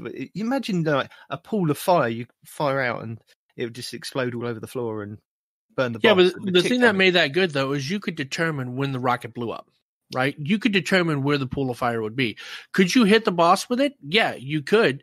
But what a lot of people did is they would fire it and then let go of the trigger in such a way that you would have a trail of napalm leading up to the boss, and it would detonate right before it hit the boss, causing boss damage and leaving a long trail with a pool of napalm at the end, right? Because you could do that. You could leave a trail before it actually detonated. It's not my job to come up with these perks, but maybe if you had like a perk where if you hit like an enemy in a crit spot with a rocket with low aim assist, that it would automatically load a rocket into the chamber for you to then fire it again automatically. Things like that. They need to make the perks that would be interesting, but so far that's the only thing that I could say that would make me want to use a rocket launcher. I mean, that's what I'm saying. It's not my job to come up with these perks, but they need to come up with different ideas. I mean, they don't pay me to come up with these ideas. If they paid me, I'd spend more time thinking about it. But I'm saying that if they came up with something that was only unique to rocket launchers, people would want to use rocket launchers. No, I get what you're saying. But the thing is listen, from a damage standpoint, even if it has these cool perks, it's still not going to out damage these other things, which is what we use for boss damage in a lot of these raids, PvE and etc. Right? But if there was perks on those weapons that did amount to equal or maybe more damage depending on how you used it, you would then swap to it. Because at the moment, if you use a grenade launcher that has got, what's that one where if you fire further and faster? I can't remember. Full court. Full court. If you've got full court on there with auto-loading holster, you fire out your 7 rounds, you swap to your primary or secondary, you then wait a couple of seconds and pull back at your grenade launcher and you fire off the rest of. And that is, just keeping up the damage. If they had something that was very similar to how that perk works only on grenade launchers, but only on rocket launchers, I think you would find people would have options. That's what we need, is more options. It's funny that you mentioned that, because I happen to have one that's got spike grenades, clown cartridge, and full court. There you go. And it's really nice. Especially that clown cartridge. Oh my god. So mean. Anyway. So the next point on here is that something will make you a little bit happier. Massive perk changes. Strap in. Here's the entire huge list of perk changes that they're going to go over. So prepare yourself, Respawn. It's a big long list. So first off is Outlaw. So the reload increase felt insufficient with certain subfamilies and combinations of roles, like aggressive hand cannons. Right. So they even the reload stat bonus from plus 50 to plus 70. So that is going back on the nerf that they did a couple of months back, where they changed it. It was about 5 months ago, where they changed it from 100% down to 50%. So they're now buffing it back up to 70%. Okay. A little bit of a bonus there. Yeah. That's it. That was all your perk changes. Yep. That's all. Okay. You done got me excited for nothing. I hate you so much.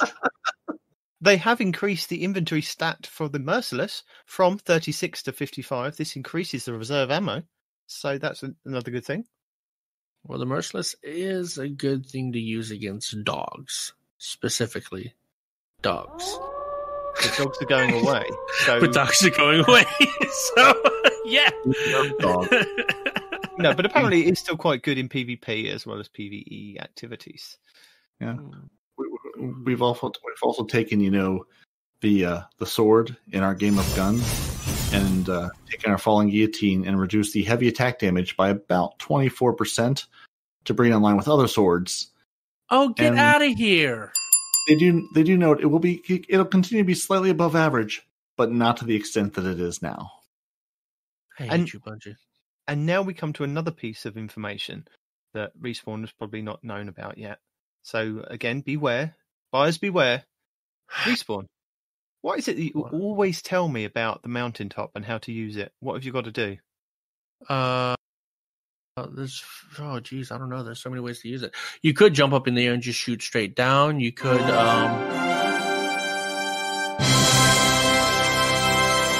Well done. That was it. That was the one that I wanted to get to. Okay. So they've reduced the in-air accuracy for the mountaintop. So it now has significantly projectile error while in air, around 7 degrees without the Icarus grip mod. Substantially less width. They've also done a lot of other things to the mountaintop because apparently they've had some feedback that it's a bit over the top in the Crucible modes. So if you used it in PvE activities, you are still hampered by the fact that PvP has kind of nerfed this gun.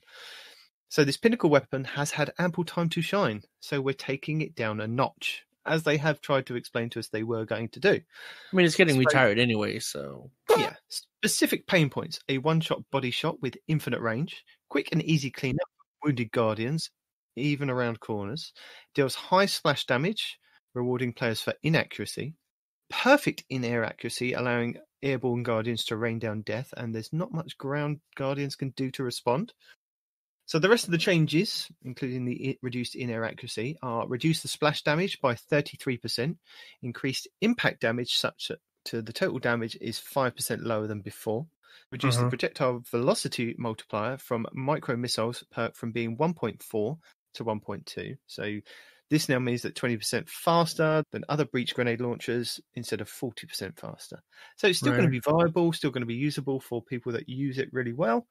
Well, I mean, I don't hear anything done to the spike grenades portion of it, right? Or not the spike grenades, the sticky grenades portion of it, right? So you can still lay traps and kill guardians around corners, easy. Yeah, you can still do things like that. But what I think they're hoping is that slowly over time that it'll just be forgotten about in the next year. Oh, it will. People are going to start using the truth teller if they haven't already. So. You go on to marvel me, and what your responses that you're not taken back. We've earned this, and we did earn it. But I mean, like everything else is going away. So does it anger me? Yeah, but in a couple of weeks, it's going to be below all the other light levels. I'm still going to use it, like in PvP. I'm not PvP, PvE, right? But I mean, it's being well. I mean, I say that. I'd like to believe it maybe the first mission and then forget about it because you're too under light. Then what's that? 7 legendary shards? What? No, 7 cores. Sorry, 7 enhancement cores. My bad. How many hours do you exchange for this? Per enhancement core basis. Right. But oh my goodness. I mean, I'm upset about the changes, but I'd be lying if I said it didn't need something to be done in PvP. It sucks that it also did it for PvE, granted, but everything he said is right. Your ground game, you can't do anything to avoid it. If a Guardian's coming around the corner, it's especially dangerous in the hands of a Warlock, right? If they come around the corner floating and then just shoot down at you, you're done. It's game over, man. Can we just talk about something? A light bulb has just gone off in my head, and I'm thinking, we're talking about weapons that are sunsetting at 1060 power, right? Right. And we were told that weapons that were 1360 were going to be sunset like at the end of the year. That the raid is going to be 1230 power to get into, or the power caps at 1230. So some of the weapons that we thought might be going away later on down the line are not even good for this coming season. Yeah, it's weird, isn't it? That we've suddenly got to jump up 200 light levels to get into the raid. So they're making quite a significant change of this weapon won't be around at all in PvE activities. You will be able to use it, but you'll be hampering yourself using these 1060. Well, they had to, right? Because damage fall off between Guardians doesn't really start until like 50 or 100 light level difference, right? Isn't that what it is? Yeah, but what I'm saying is that some of the weapons that we've got currently, like we were saying, like the Patron of Lost Courses, the power limit on that is 1260. I mean, so you were thinking you'd have more time on these things we earned like last season than we sort of do if you're playing in-game content. See, it basically goes up 50 points depending on which season it gets sunset. Yeah, right. And I mean, this I think this goes back to what we talked about a couple weeks back when we heard about the sunsetting. We're in that weird, awkward adolescent Destiny phase of these aren't gone, but they're not good. They have to say, instead of saying all of your stuff gets taken away like they did in Destiny 1, the towers blown up, everything's gone. Now they're doing that, but bit by bit, things are aging out, things are slowly going away. So we're in that point where, you think, I'll be able to use this for a while. Well, not really if you're doing in-game content. Not really if you're doing anything real. And 19, really, this is just a lesson. Let it go. Let these weapons go. You don't need them anymore. You're going to have, and I think that's part of Bungie's thing is like they're like, we spent a lot of time making all this cool stuff. We made all these cool weapons and armor pieces, all this stuff. We want to give you cool new things to play. Yeah. Put the stuff down you've been using for 4 years. It was good for 4 years. Now it's time to move on to something else. Yeah. I know you've come to new school. I know your friends are different. I know you miss your old friends. It's time to make them. So no, but it even fits in with Destiny lore, though, right? If you think back, Guardians, let's call them a species, okay? Those that are infused with light have a singular goal of getting better loot, getting better gear. And if we constantly hang on to the gear that we've already got, it kind of goes against the lore of Guardians as a species, right? No, but what I'm trying to get at is the fact that we are jumping from 1060 up to 1260 as a power cap for next season. So I just want to make people aware that a lot of these weapons that are 1060, even if you think you're going to be able to use them in PvE, you're definitely not going to be able to use. The same with the armor as well. It's just going to be hampering wearing such things, apart from maybe wearing it in quick play, maybe. Which goes back to my theory of get yourself an armor set that you like and stick with it.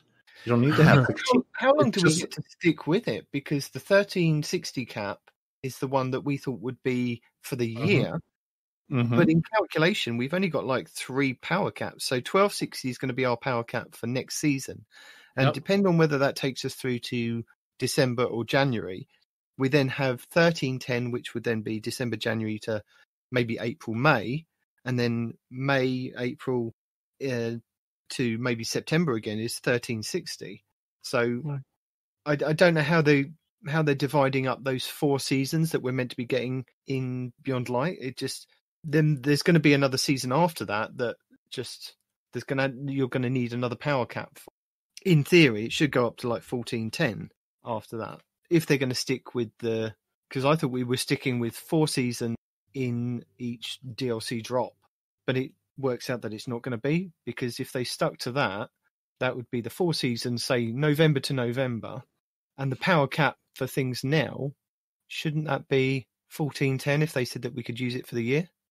Or are my calculations completely wrong? You might be right. You might be right. But I'm going to tell you this. They're doing this for you in particular benefit, because they've heard our podcast. They've heard how much trouble you have with your inventory, and admittedly, me too. So what they're doing is they're trying to force you to get rid of things that you're never going to use again by saying it's never going to be used again.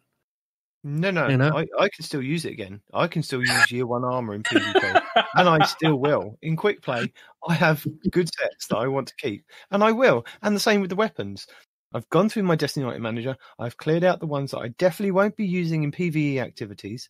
So come September, that mountaintop will be gone, because I refuse to use it in PvP. I only use it in PvE activities. It's actually really good in PvP, though. Yeah. I'm sorry, PvE. No. Yeah, I've only just got it. But I'm not going to, upset other Guardians by using it. You can shoot me with it. I don't care. Yeah, but I mean, it. you just said it's going to be gone, though. Why would it be gone? Because he's going to delete it. Yeah, I'm going to delete it. Why are you going to delete it? It's still you should, though. I don't want PvE. to. Use it in PvE, not PvP, PvE. It's the same. No, I've got this. I don't know why. I've got this thing in my mind that I will not use the Mountaintop and I will not use the Revoker. Those two weapons I have earned, yes, but I will not use them in PvP. I use them in PvE, but I'm not going to use it in PvE. Don't delete it. I don't need to, because PvE activities will be lower light. You can't tell him what to do. You're not his real dad. Yeah. That's fair. Plus, but I need to make some space in the vault, and I can pull that. That what it boils down to. He needs vault space, so the things that aren't absolutely viable are going away. And let me reassure you, at the bottom of this TWAB, they do not say that I'm getting another 500 vault spaces. So I'm going to delete some things. I can't believe after all of these years, they still have not given us increased vault space. How many Guardians complain about not having enough space, and Bungie just flips them the bird every update? Every update. To be honest, I think it's only me and Fallout Plays that complain. No, I also complain. Right now, I'm chilling at 499 of 500, and all of the slots on all three of my characters are full. So it's not exclusive to you, man. See, so I think what you need is Pan's Vault Cleaning Service. Panoramix 18's Vault Cleaning Services. Has your ghost got too much junk in its trunk? Does your old hunter have 8 Titan helmets in her inventory? Did you donate more Fractaline than would be considered healthy by 9 out of 10 Cryptarchs? Then call Pan's Inventory Cleaning Service. For a nominal fee, he'll clean out that vault faster than a D1 beta veteran would a loot cave. And it really, really works. No, I clean out my own stuff. I don't know what you guys are doing with your vaults. I've got half of it free. I think I have 264 items in my vault. Jeez, and I don't know what you're not doing with yours. That's before the final purge comes with all the other stuff that I don't care about or need. I mean, and to be fair, that's what's going to happen to me. Everything that's getting sunset is going to go away. I can't use it again. It's going to go away. Shall I tell you what I've got in my vault? I've got 3 flavors of Mida mini tools. I have an Arc, a Solo, and a Void version because I'm hoping that the changes that they've mentioned in this TWAB will hopefully bring up my Mida mini tools. They may not, but I still have them in all 3 flavors. So what they're getting sunset. No, sorry, what they're going to do with the Mida multi-tool and Mida mini tool. So the Mida mini tool was part of, I think it was the initial quest steps on the EDZ, and it was one of the rewards that you got. You could then get the Callus mini tool, which was the updated version with different perks. Yeah. And because it's synergized with the Mida multi-tool, you could only kind of use the Callus mini tool, which I think was only solar originally, wasn't it? Yeah. Yeah, I think where they changed the different burns on it, you couldn't have the different burns on it. It was like an intrinsic trait to work with the Mida mini tool and Mida multi tool. So they've moved the Mida synergy trait to its intrinsics. So it's similar to how the Baroque version worked with the Sturm and Drang. They've added the following perks: Hipfire Grip and Kill Clip. So they want you to be aware that there is an issue with masterworking on this weapon that's preventing it from being upgraded. There will be a fix coming later. The gunsmith will be selling a version of this weapon on November 10th with no infusion cap.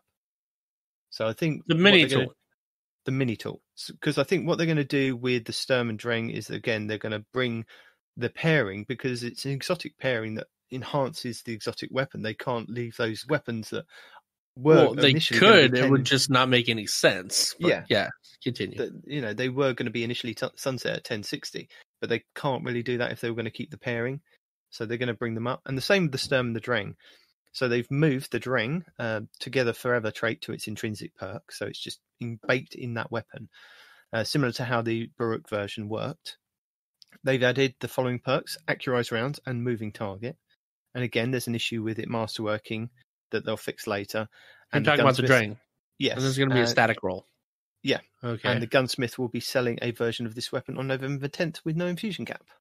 You say a version. Is it going to be the God roll version, or is it just going to be whatever they feel like? Well, it's going to be this. Can we re-roll it? It's going to be this new. No, you can't re-roll things. It's going to be this new version with the Accurized Rounds and the Moving Target for the Drang, and the Hipfire Grip and Kill Clip for the Mida mini tool. And that's the submachine gun and the Sidearm. That's a shame though, because I really, really like my role with surrounded and threat detector. And high caliber rounds. I really, really like that. I can't even begin to tell you how much I like that. Do you like it in PvP or PvE? Actually, it does work in PvP. I haven't really used it in PvE now that you mention it, but Well, there PvP you go. Then. You it can does still work. use it in PvP quick play. I guess so. Outside that, no.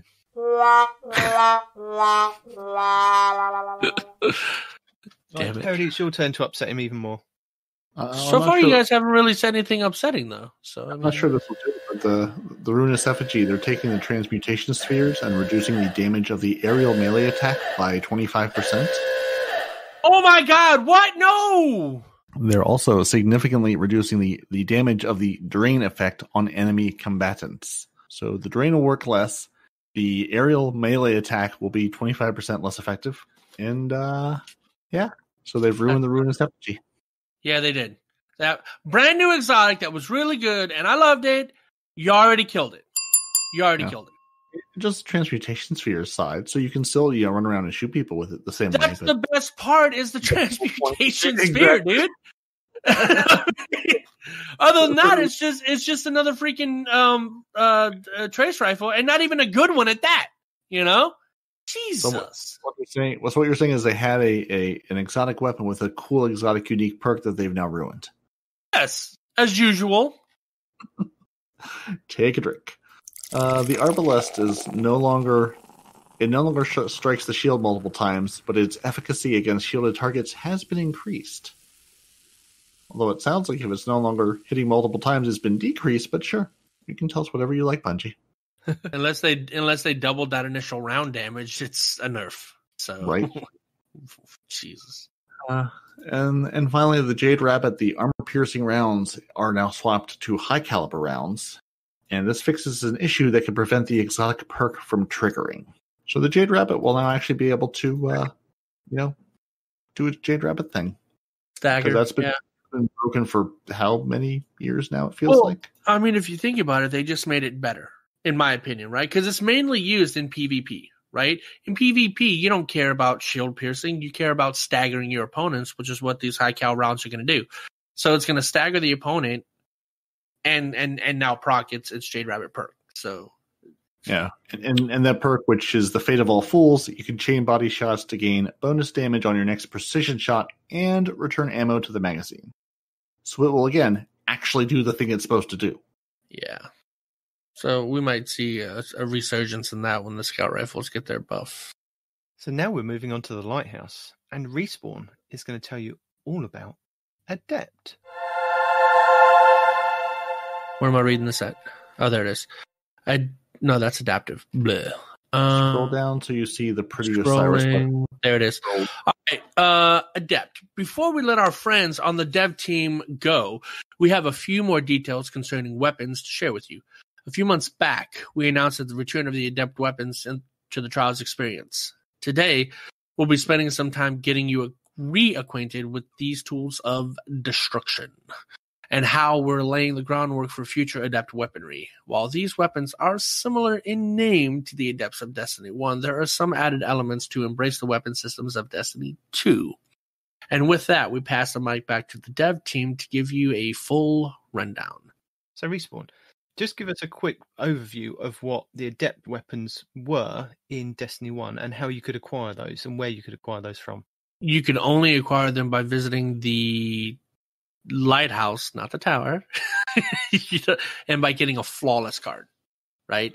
So if you had any losses on your card and you made it to the lighthouse, I don't think you could get an Adept weapon. You had to have a flawless card and get to the lighthouse in order to roll for one of these Adept weapons. If I'm not mistaken. Could be wrong. What does the Adept part of it mean? The Adept part, it makes it better than its non-Adept in one way, shape, or form by either adding a perk or making one of its perks better. Okay. So originally, when it was an Adept weapon, I believe it had a burn on it. They had different burns, didn't they? So you could get the weapons in Arc, Solar, or Void in your primary slot. Mm-hmm. And the only other way to get those weapons was from doing the raid. So you could get all the raid weapons would come, the primary ones would come with an elemental burn on them. They would be fixed, but it kind of broke Destiny 1 with the fact that you could have elements in all 3 slots. So they decided to make primary weapons kinetic rather than have them have a burn on. So it sounds like they might be doing that now. But then what they changed in Destiny 1 is they changed it, like Respawn said, they gave the weapons an extra perk rather than giving them a burn later on down the line. And you could only get those weapons from doing Trials of Osiris. Right. Okay, so dev team, beginning of Beyond Light, all existing Trials weapons have adept versions. Our intent is for all new Trials weapons to have an adept version in the future, with their infusion caps matching the season they were introduced in. For our first round of adepts, their infusion caps will be set to that of the Season of the Worthy. Additionally, we'll be introducing adept weapon mods into the Sandbox and Beyond Light, which can only be applied to adept weaponry. Adept weapons. Here we go. Here's how adept weapons differ from the base weapon. When you masterwork an adept weapon, it grants additional stats. You get the base 10 for the primary stat, which is usual, but in addition, you get +3 for all of the other stats as well. So you get a bonus to all of them. Your main one by 10, all the others by 3. Adept weapons can also use either a standard weapon mod or the new adept weapon mod earned while going flawless. Sorry, when, not while. When going flawless. A unique adept shader has been made for these weapons. Note, these shaders are not awarded as consumable when dismantling an adept weapon. As such, they cannot be applied to other pieces of gear. The adept weapon mods. These come in 2 varieties. The weapon stat boost, each of which grants +10 to a particular stat in a similar way to a masterwork does. An example, you can get an adept range, which adds +10 range. So if you have an adept scout rifle that has +10 to reloading, well, now you have +10 to reloading and +10 to range and +3 to everything else. So now that I say that, I'm starting to get a little depressed. Versions of some existing mods granting an improved bonus, but with a downside. Base version of the mod explained below. Adept mag is +40 to the magazine, but -20 to handling. The backup mag is just a +30 to the magazine. Ooh. So this is similar to how they've introduced those new perks with Iron Banner, where it gives you a plus in something, but then also takes something else away. So it'll give, I think, people... it'll make people farm the weapon a lot more, and these mods a lot more, won't it? Because you'll have to mix and match and try and get the best version or the best roll of that weapon. Yeah, I was already having nightmares with their adept summoners with range on it and everything else. So I'm glad there is a trade-off and it's not just better and better and better and better and better, because that's sort of where we got to in Destiny 1 is people that had all the trials gear, the adept trials weapons. It was sort of like back when Recluse or Luna's Howl and Not Forgotten were at their height. You just have a legitimately better weapon than everybody else in the game, and there's not a lot you could do about it. So I'm glad there's at least again, they've learned from we made weapons really, really powerful, and then it sort of ruined everyone's experience. I'm glad they've sort of learned from that, and now there's you can make this good, but there are some trade-offs. It's just better up to 11.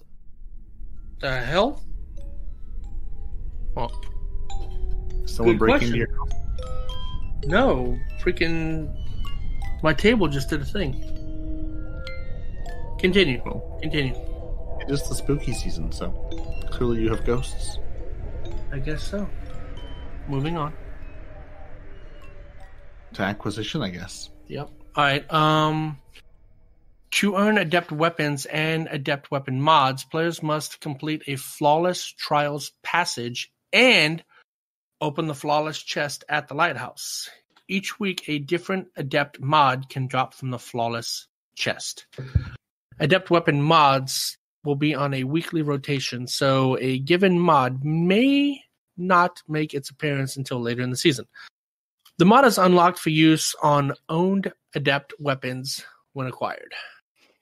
Adept weapons will be available from the Flawless Chest on a bi-weekly basis, alternating with armor drops. The first Adept weapon acquired on a given week is a Pinnacle drop.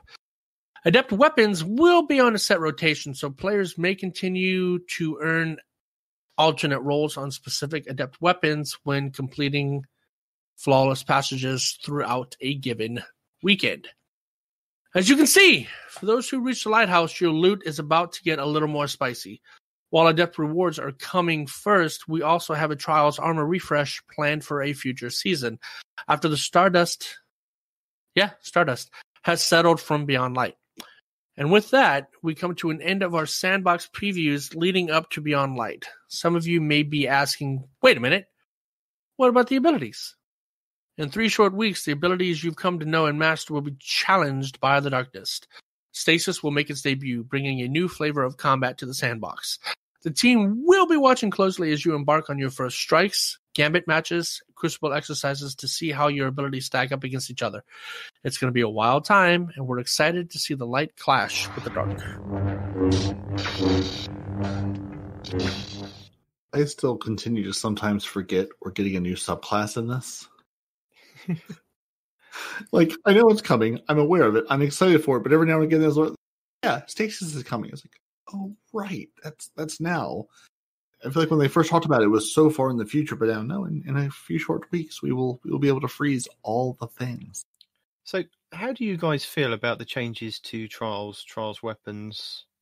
Is it going to incentivize you guys to actually go and play Trials?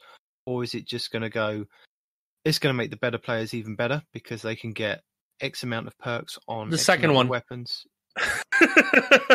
I thought it was just me. It's just, I know that I can't get to the lighthouse. I know I'm not going to be able to get these Adept weapons. No. So when I make better players even better, quick play, those gods will just be throwing down lightning and killing me instantly with their new Adept weapons, and it's going to be hard to play against.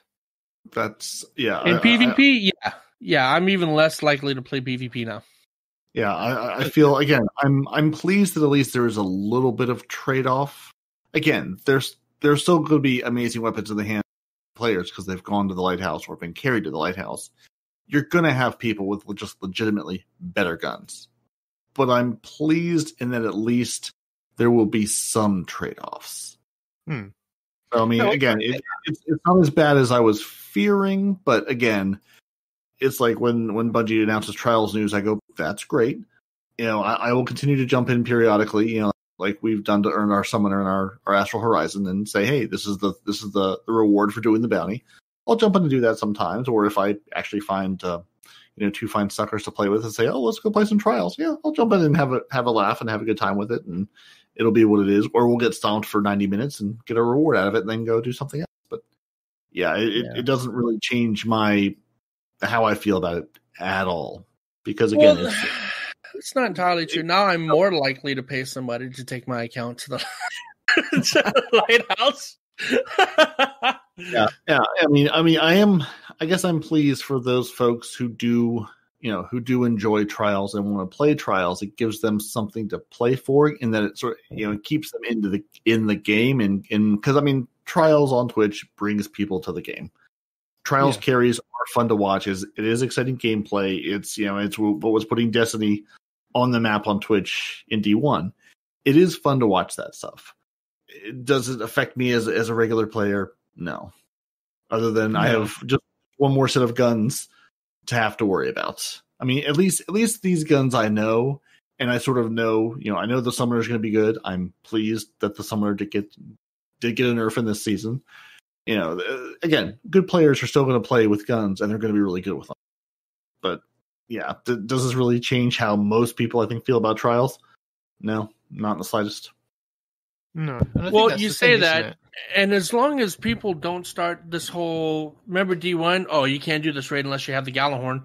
Well, I don't know what kind of changes these Adept weapons are going to get, or what some of these mods are going to be. So if I start to see some of this, oh no, you can't do the. You're not going to join us for this raid unless you have, the Adept weapon with this particular mod. If I start seeing that, the urge to uninstall is going to get real strong real quick. Yeah, but I mean, are any of the Trials weapons good in PvE now, particularly? PvE, the Summoner Auto Rifle is pretty good. Well, yeah. I mean, but is that because it's a really good 600 RPM auto rifle that isn't going to spot right now, or is it just because that particular weapon is particularly good in PvE or in raids? Let's just say raids.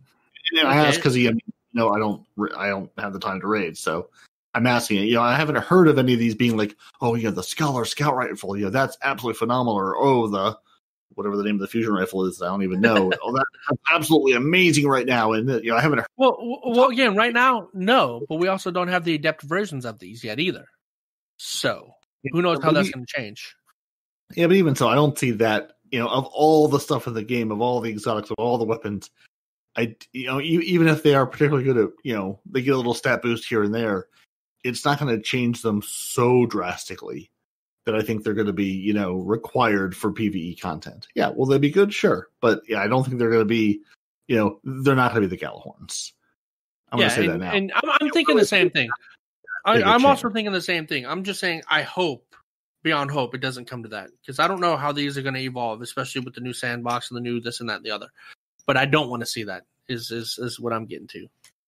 Yeah, I hope they don't make them that strong that they do start to bleed over into PvP related events. I think I'm going to think PvE has started to learn their lesson on making things just like the absolute best weapon in the game, full stop, in every activity. I think that they're starting to learn, or if there is something approaching that power, at least it's an exotic. At least it's got some, some trade-offs. It's not just, it's not a recluse that just you can bring into anything and you're immediately better. So, I mean, we'll see how it pans out, but yeah, I don't think that's not where my fear comes from. I see this as a change to get the players that like playing it, like the streamers and the hardcore Trials fans, to stay in the game modes longer, because they slowly dropped off in the last couple of months and Trials has slowly been dying. And they tried to reinvent it by doing, like what Parody said, with the engram, that you can go in and get your engram. But that's not getting the regular players to stay in there that long, like 90 minutes, as Parody said, and then you're out again. I think this is a good change to keep the interest in Trials going, but it's not good for the average player to go, hey, I might actually be able to get to the lighthouse and actually do this. And I understand, as we've said many a time, that it is a pinnacle activity, and yes, the best of the best should be able to get to the pinnacle activities. But that's not the case in the rest of the game. The best of the best don't complete the raids all the time. You can find a good group that would help take you to finish the end of the raid, take you through the Garden of Salvation, get you divinities, all this kind of stuff. It's a team-based game, and I see that they should do something with Trials that would give the opportunity for just the less average players to still get a chance to go to the lighthouse to earn these weapons. Because if that was the case, you would find a lot more people playing Trials at the weekends. Like we said, suggested a couple of months back, that you have the different brackets. So once you've actually gone to the lighthouse for that week, you are then out of that bracket and you are in the separate bracket of, hey, I've gone to the lighthouse. My account says it's gone to the lighthouse. I can now play in this other bracket against all the other players that I'd normally play against, taking me out of the bigger pool where there would be less average players that might actually get a chance to win a few more games and get better and progress over weeks and weeks and weeks, and maybe get a chance to get to the lighthouse. I think that would be a better improvement overall to give more people the more chances to get to the lighthouse. It doesn't have to be this exclusive, club that you can belong to, or you have to go and get a streamer to take you to the lighthouse, or you have to pay somebody, or you have to find people on LFG that will carry you to that. I think that it should be something that is achievable, but that's my 2 cents on it. I think maybe we should move on. I am super curious though, with Bungie going after some of the cheating. Does this make Trials better on the PC side? Will there be? I know they've been waging war on the cheaters for a while, but after directly going after some of these apps and stuff, does that do you see sort of like a day one increase? Like, is Trials better this weekend than it has been in a while? Will it be better come November? Because I'm sure there's more steps they're taking. I think that would be a good change, and I think it's this is good. I'm happy. This is a good change for the health of Destiny overall. I'm happy that they're doing this for the health of Destiny as a game. You know, not every change has to be good for me personally. I'm happy that Destiny as a game overall is getting better, and you know, people are able to enjoy those game modes. Yeah, would be nice to have more people to raid with on PC. That's for sure. So, by the way, sorry, to let you two know, it has been confirmed that on the 21st, I will be helping with the day one raid.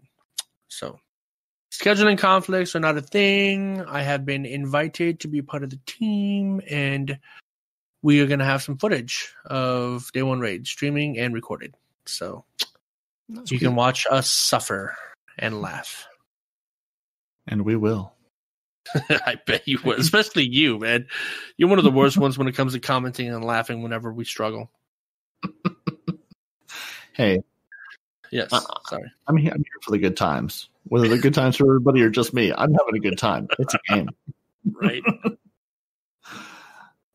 So, continuing on, we have Prime Time Continues. So, this week saw another update to the Prime rewards. So, if you have a Twitch Prime account and you link your Bungie.net account, once again, you have the chance to redeem some sweet cosmetic rewards. And one of them is quite exclusive. I have never seen this one before. This is the Sparrow, the Cryptomesian or Cryptomesia Sparrow. So if you are a collector, then this will give you some incentive to go and do this, because it's something that it hasn't been in the game before. I'm getting it right now. I just need the wife to sign it. You also get Ada 1's Lone Wolf ship, the Peerless Position Ghost Shell, and those three are all exotics. And then you get the Flare Gun emote, which is a legendary. Yeah, I think this is the first time they've put actual new content into one of these drops, because up until now it's been all, you know, weapons or armor or emotes and stuff from the game itself. So it's sort of exciting to see something brand new come to one of these. So, Parody, are there any issues in the game? Nope. You ask me every week and everything's fine. Oh, good. Is there anything that we need to tell the players from the player support reports? Is there even a player support report this week?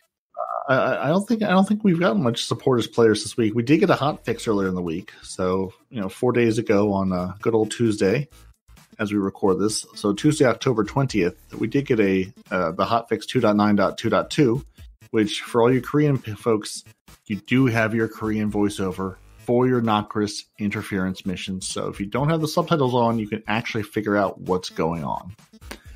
And for everyone, if you're actually going to the Haunted Forest thinking, I'm going to get some good drops out of this chest, and they're all dropping at 750, allegedly, they're no longer dropping at 750. So they should drop actually at your light level once you finish your Haunted Forest. And that was the hotfix. And well, we do have a small report from our player support folks this week. The interference loop triumph. So, due to the extension of the Season of Arrivals, the Nocris encounter for the interference quest will remain for the remainder of the season. This means players who have missed a previous interference encounter will be unable to access those encounters and will be unable to claim the interference loop triumph. So basically what this means is the Nocris encounter will be the Nocris encounter for the next couple weeks. It's not changing, it's no longer rotating, it's sticking at that encounter. So if you miss something that's not Nocris, like I most likely have, because I think I've done like 2 of these all season, you will not be able to complete it. Don't try, don't bother. It's going to be Nocris from now till November 10th. And as we approach November 10th, with the start of year 4, lots and lots of things are going away. Lots of trials, lots of titles, lots of triumphs, lots of weapons. So if you're working on any of these titles, make sure you equip them and unlock them, claim them before November 10th, and really, let's be honest, do it before November 8th. Because you'll think you'll have till the 9th and you won't remember what the time is, so do them by November 8th. The Shadow Rises, which is the Shadow title, Reckoner, the Reckoner title, Black Armory, the Blacksmith title, the Destinations, Wayfarer title, Lore, the Chronicler title, and the Season of Arrivals, Forerunner title are all going away. So if you're trying to finish any of those, we're getting down to the wire. Got to get that stuff done. And, as always, we'll link to the big giant list of Year 4 Triumphs update help article that lists all the things going away. Also a good time to claim things on your season pass as we get toward the end of the season. Now, we do have a couple of known issues. So the Convergence ornament for the Transversive Steps clips through the front of some Warlock robes. So your fashion game, not quite on point. They are investigating an issue where the Ashen Wake can cause damage to allies. So be careful where you're punching with the Ashen Wakes, because you can hurt your friends. And the Unbridled Enthusiasm in Exotic E-Boat is not playing audio as intended. So I guess it's more of a bridled enthusiasm. Yeah. And that is, the Ashen Wakes are the Titan gauntlets, right? I'm not making that up, or am I completely wrong? No, that's right. No, that's the Titan gauntlets. So for now, Titans, keep punching away. Punch the enemy, punch your friends, punch your family. Just keep punching. Punch everyone. You could punch, just keep or you punching. could just throw a grenade. Just keep punching. Just keep throwing. Just keep throwing. Throwing solar grenades. Throwing solar grenades. It's not punching. And that's the extent of our new issues. As always, we'll link the known issues list in the show notes to Bungie, because, well, there's a bunch of ongoing issues, but we cover those already, and they aren't new, so we're not going to tell you about them every week, because we like you more than that. And that's the end of our player support report. So a patch, a couple things, reminder of the season setting, and our show might be hitting its midway point here in our 6-hour extravaganza. Well, they do have a few things to round out the TWAB this week, because they've got a lot of questions from the community, and they said that they will try and address as many things in the next couple of weeks as possible. But before they go, they've been seeing a lot of questions about how the bounties are going to work and the currencies progression system. Something they want to kind of get out there at the moment is most of the bounties will stay intact, but any bounties tied to a specific seasonal activity or content entering the DCV will be removed on November 10th. So examples include Black Armory, so that's Black Armory bounties, anything, even if you're trying to hang on to, I think there's the weekly one that you can get from Ada, turn that one in. The Gambit Prime ones, Fest of the Lost bounties, any additional bounties that grant progress towards infamy, valor may negatively impact your powerful rewards, which doesn't really mean a thing, because you're not really hoarding them for the powerful rewards, you're hoarding it for the XP, so don't really worry about that. So they will be limited to the Season of Arrival's power level. I think we found that out last season. Some of the Gambit rewards, that if you hold on to them, they give you the XP, but they'll also drop you a couple of weapons or armor from them as well. So they will be capped at Season of Arrivals. But I'm guessing, like we said before, hold on to regular Gambit, hold on to Crucible, Strikes, Gunsmith ones, but anything else, maybe some of the Planet ones that you could probably hang on to if you've still got, say, EDZ, Nessus, you could probably go and pick up those daily ones and hold on to those for some extra XP if you've got some spaces. But everything else, turn in or hold on to it, because if you haven't turned it in now and you don't really care about the XP, what's it going to hurt if you hold on to it? Because they might not take it out. Or just start being fresh and play it fresh and not worry about anything, because it's a game. Play it, enjoy it. No, there's always preparation that needs to be done. No, because what are you preparing for? I'm preparing to enjoy another season of the game. I'm not day one raid raising. I'm not doing anything exciting. Oh God, I gotta do that, don't I? Yeah. As the light bulb goes off in his head, what have I agreed to? I don't believe there is any Respawn's report roundups this week. There hasn't been. There is none this week. Yeah, she's slacking a little bit, huh? Yeah, I don't know if there's been a Houndish video in the last hour or two that we've been doing this. Well, you've been here, so how could you? Unless you finished rendering it. Normally, he has one up as we're doing this. Anyway. Do that again for the people, for science. What? I can't do it like you did. The laugh. Do the laugh. No, that was not the same. Disappointing. I don't know what laugh you want me to do. It doesn't matter. It's gone. You've ruined It's it. gone. Oh, good. My day is ruined. Oh, there's not going to be any lore today, but hopefully Not Arf will record with us at some point, and we might have an extra episode out for you this week. Touch wood. Maybe not. Maybe it'll be out the week after. Yeah. So let's move on to tips, tricks, guides, and builds, as Respawn hasn't got anything else to say. Not today. As yet. There may be some stuff later. Maybe.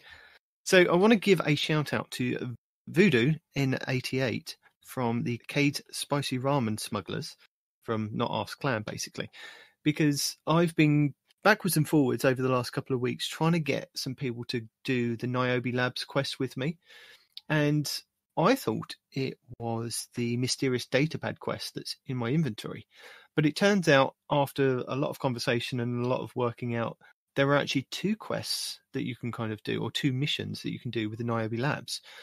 And at the time, I was aware of them when they came up, but then they kind of been pushed to the back burner. And I wanted to kind of get them done before the end of the season.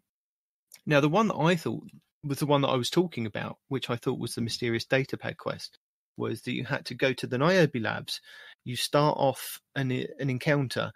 You then kill some baddies, shoot some symbols, and that goes for about 7 different waves until you kind of get to the end and you have to kill, I can't remember the name of the big bad from the Niobe Labs, but you then kill the big bad and it gives you an exotic ghost. And originally, I thought that it was an exotic ghost and an emblem for it, but it turns out that there's 2 different parts to the Niobe Labs, and Voodoo N88 kind of helped clear this up for me, because he was saying, oh, I've soloed that, and I'm like, how have you soloed that? That requires you to have a team of 3 people, because you all need to be staying on different things, shooting different symbols. And what he was talking about was the just the Mysterious Datapad quest, which basically you can go in and do solo. You do need the bow, the sniper, and the machine gun from the forges, and a full set of armor. And what you have to do is you go in, start the activity up, shoot some symbols, kill some Taken, I believe it is. You have to have the Izinaami's Burden, which then gives you the Mysterious Datapad quest. Shoot a symbol at the end of it all, and then you then go to all the different forges, and as long as you complete the forges with the full set of armor, and I believe it's a full set of Black Armory weapon set as well, complete that in each of the forges, you'll be rewarded with an emblem. And this goes along with, I think there was 3 or 4 other emblems that you could earn. And Datto has a video for this on how to get the secret emblems from each forge and this final Mysterious Datapad quest. But then Jarv has the Niobe Torment, which is what they did to initially unlock the Niobe Labs and the Guzia Forge, I think it was the last one. Was that right, guys? Was it Guzia? God, I can't remember. It sounds right. Okay. It's the forge on the EDZ that's to start the Mysterious Datapad quest. Anyway, this is, again, you have to go to the Niobe Labs, you pull a lever, shoot some symbols, and then you have 7 different waves of different bosses to kind of kill, and some of the rooms cut off. You then have to be really quick at shooting the symbols again. Some of them you have to kind of jump in the air and shoot. There's a whole thing to do for it, and Jarv has a video on that. So if you are missing those 2 things, you can get an exotic ghost from the Niobe Labs by following the Niobe Torment Jarv video, or if you just want a couple of emblems, and if you have got the weapons, or if you've got a full set, you can do the Mysterious Datapad quest. There's a secret emblem for that, and the other 4 emblems from the different forges you can collect. So those 2 videos. Somebody I came across this week doing like Beyond Light prep videos was Abby Hour. Now she's done a long video on vault and inventory management with the Destiny Item Manager. So she goes into a guide of how to use it. So this is a good one for you, Respawn, as you are new to Destiny Item Manager this week in all the different functions it can actually do. It isn't something personally I'm going to be doing, but maybe if you are looking at your inventory thinking, I have got way too much stuff, Abby Hour's got a really good video for you to kind of look at what is going away and what you can kind of subsection to delete and go through. So I recommend watching that one. Yeah. And then I want to give a shout out to my friend Cheese. Bless him. This I was trying to do a Crown of Sorrow raid because what I realised was I'm missing one piece of armour from, I think it's my Warlock set and my Titan set. And I didn't realise until looking through the triumphs that when you complete a full set, you get the lore pages for completing a set. And I'm missing one lore page from the Crown of Sorrow menagerie kind of hunt of lore pages, and it's going away like when Beyond Light drops. And in doing my research, I believe that it's because I need the full set of armor. So it's the chest piece on my Titan and the helmet on my Warlock. So I picked up an LFG group, and the guys were like, "Oh no, can you post to see if anybody else would join?" So I posted, looking for X amount of players. Can somebody help? Cheese Forever turns up to come and help me. Bless him. Yeah. It didn't go very well. We both. Oh no! We both left within 10 minutes because there was an obvious troll in the group that was just deliberately starting off the encounters and just being, yeah. And you could tell he was going, "Oh, I don't know what I'm doing. I don't know what I'm doing." But he was doing. You could tell he was muting and deliberately laughing. So both Cheese and I left, and I found another group. But shout out to him for just jumping in and trying to give me a hand, trying to do something. And I think a lot of YouTubers could learn from that. It's just that if there are a lot more people out there with their communities at the moment, rather going off and playing other games that interest you, maybe you could have done, starting up groups of, let's get more people through this, more people doing these triumphs, more people doing this, which would have been really helpful for Beyond Light kind of capping off some of these triumphs. It would have been really nice to see that. And again, a big thank you for Cheese for trying to come and help me to do this. I mean, especially with the new light, right? Especially with new light going on. Yeah, all these YouTubers might have completed all this content years ago or whatever, right? Exactly. But a lot of these new light players haven't. They could have made very specific, hey, if you're new light and you need help, boom, here. Or they could have just gone in an LFG, right, and made a post that says helping new light players get past whatever. Mm-hmm. I have, to be honest, I have seen a couple of other smaller YouTubers doing that. I think there was, I can't remember their names, but they've been on my feeds helping like different people.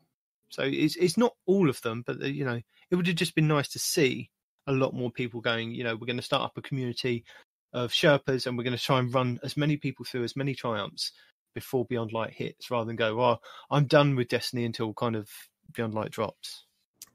You know who's not done with Destiny though, and who's around helping people? Deej. Guardian Downcast and the Guardian Hub. Yeah. And you can check them out at lfg.frozen.party, and that's always frozen with a 0. That'll bring you to our 100 IO group that is very active and people are throwing stuff in all the time. You can join one of their Discords, because we don't have a Discord because we're antisocial Luddites who don't talk to other people. But if you're looking for these things, we have a Discord, but there's no other people in it. Just the three of us. This is how we grow. No, not us, not Two Titans and a Hunter, but we have two Discords actually. The one where we're all linked with the Guardian Down and everybody else, right? That's one. And then there's just the Frozen Discord. So they're out there. I don't know what you're referring to. So if you're looking for, trying to get stuff done, looking for raid groups, looking for Sherpas, looking just to say, hey, I'm trying to do a thing, no matter what platform you're on, go check out the 100.io group. Maybe you like us, maybe you like Guardian Downcast, maybe like Guardian Hub. We're all good people. We're all out playing the game. We're all having a good time. But, there's tons of people out who are doing things.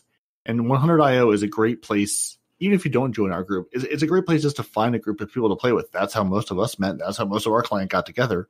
Yep. Is being 100.io and being like, oh, you're a reasonable human. I made it through a raid with you, and I don't want to throw things at your face. Okay. First of all, you just said this is how we met and followed it up with you're a reasonable human being. I'm in this clan. Right? Well, so, one of these things is not true. I think you were accidentally muted through the whole raid. Oh, that absolutely could have been it. Yeah. That guy's really quiet. He's really nice. Let's invite him. Yeah. He's competent at raids. Oh, wait. Oops. I had him muted. Oh, my God.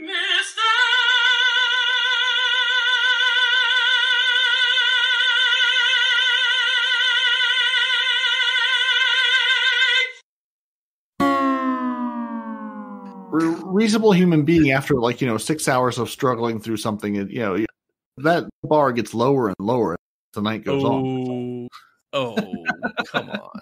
Yeah, but no, I mean, the point is, there are people out there, plenty of people who don't have, big YouTube followings, who are not, trying to do this for all the content, that are out there looking to help people out with stuff. Not us, because we're busy and exhausted, but people who don't have as grueling real jobs, or are, I don't know where I'm going with this. There are people out there who are absolutely, making LG groups who will help you through the content. And it's a game. Go have fun. Go play. And to be honest, we do help out quite a bit. Like Fuzzco has me helping out our Aussie friends across the world. So, I mean, apparently distance is no option. So if you need help, just reach out, and we'll see what we can do to help you out, man. Oh yeah. Fuzzco, I think, he's been running all sorts of people. I was looking at my little folder of files that he lovingly dumps me as you guys are doing these raids. Yeah, he got Divinity for Kitten and somebody the other night, and I know you guys have done a number of Divinities, getting people their Divinities, and I know you've been doing all sorts of stuff. So I'm really curious to watch the Fuzz and Peace fail to teach Spire of Stars. So I'm looking forward to that. That is. I'm not sure. It's gonna be a headache, man. I looked for that for the podcast this week, and I'm like, I'm not sure if that's what people want to watch, but I think the one where he got Divinity for, I can't remember who the two people were, was like right about the exact size I needed. So I was like, that'll work beautifully. So yeah, if you're looking for PC rating, go, hit up Respawn, hit up Fuzzco. They will take you through a competent raid. Just don't look for that on Xbox. We have no competency here. That's not true. That's where you have Night Demon. Yeah, I'm struggling to get things done myself. Yeah, but you're competent-ish as long as you look. If you're being his Sherpa, okay, what you need to do for him very specifically is tell him what not to do to get him through, and then he'll do the exact opposite, and then everybody's happy. That's just you, really. No, that's no. Before we divert into other different things, I just want to finish off my tips tricks. So Cheese Forever this week has got the platinum rewards without killing all the champions in the Grandfall Nightfalls, the Nightfalls. He's got a cheese for you for that.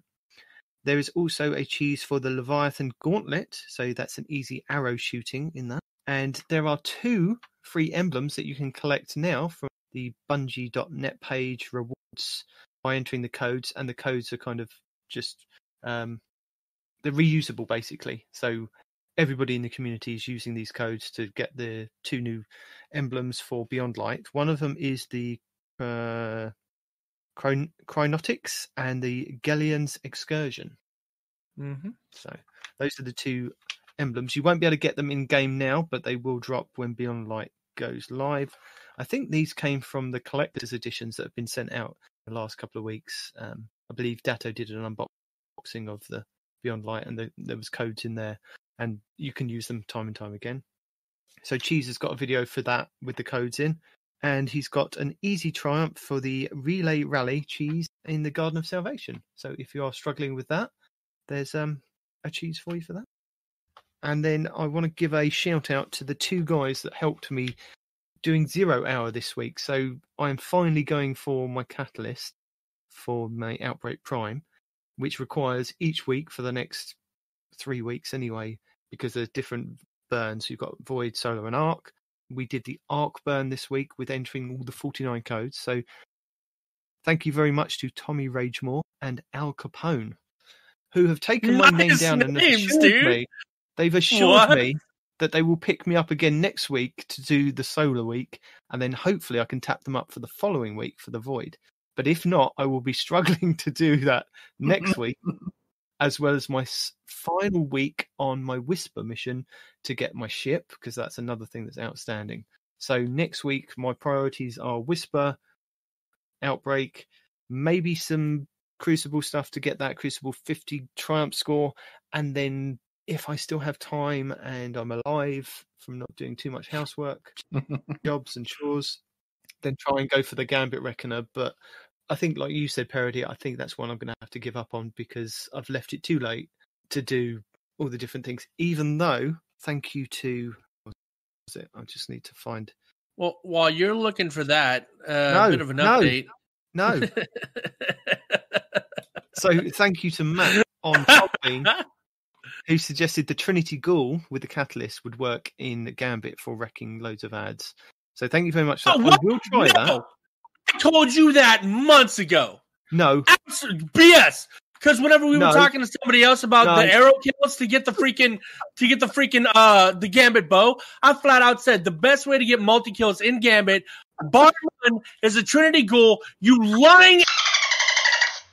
No, because you didn't tell me when I was telling you guys last week. Before I was struggling. I told you months ago. We're trying to get my I told you months ago. Months ago. No. Yes. You may have to go and get a bow. That is the same. Look, this is why America split from you because you can't be trusted. You're a liar. You do not give people credit for what they've earned. How am I lying? Because I told you months ago. It's recorded. We recorded it. And here I thought we had all the Respawn anger we were going to get from this episode. What a gift. It is on a podcast. People have told me they heard it on a podcast. We're like, hey, thanks for the update about the Trinity Ghoul. I wouldn't have thought about that. You liar. Lies. You liar. That's what I'm saying. We have it on a podcast. When I discussed it the other week with you guys to say I was struggling with my massacre medal, at no point did you jump in and go, hey, Night Demon, a couple of months ago, I did mention this exotic bow that would have done hella damage and wreck loads of people. Don't worry, Night Demon, use it. No, you've had to wait until Matt has suggested it to me on Podbean. No, because told us, and I don't know what the hell the massacre medal is because I don't memorize what every medal is. All right, I don't know what the massacre medal is. But if you said, "Hey, I'm having a hard time killing people with a bow inside of Gambit," I'd have been like, "Oh, Trinity Ghoul, 100%." Not having issues. The fact that you didn't remember. No, the fact that you didn't remember that I said the Trinity Ghoul was great for ad clear inside Gambit when we were talking about how to get the Gambit bow, that is your fault, sir. That is your fault. I put the information out there. It is recorded. Go back and listen to it. You, sir, are a liar. Now, the other guy who reminded him about something I already said, I'm not trying to take this from you. Thank you for reminding our fearless, forgetful leader about something that he was already told. And where could people go back to find this information? I don't know. It's in the moment we're talking about how to get all the freaking pinnacle gears from the different things. So sometime in the last 90 episodes, Respawn has mentioned this, assuming it made the final cut. Yeah. I understand me forgetting things, but Damon, for shame.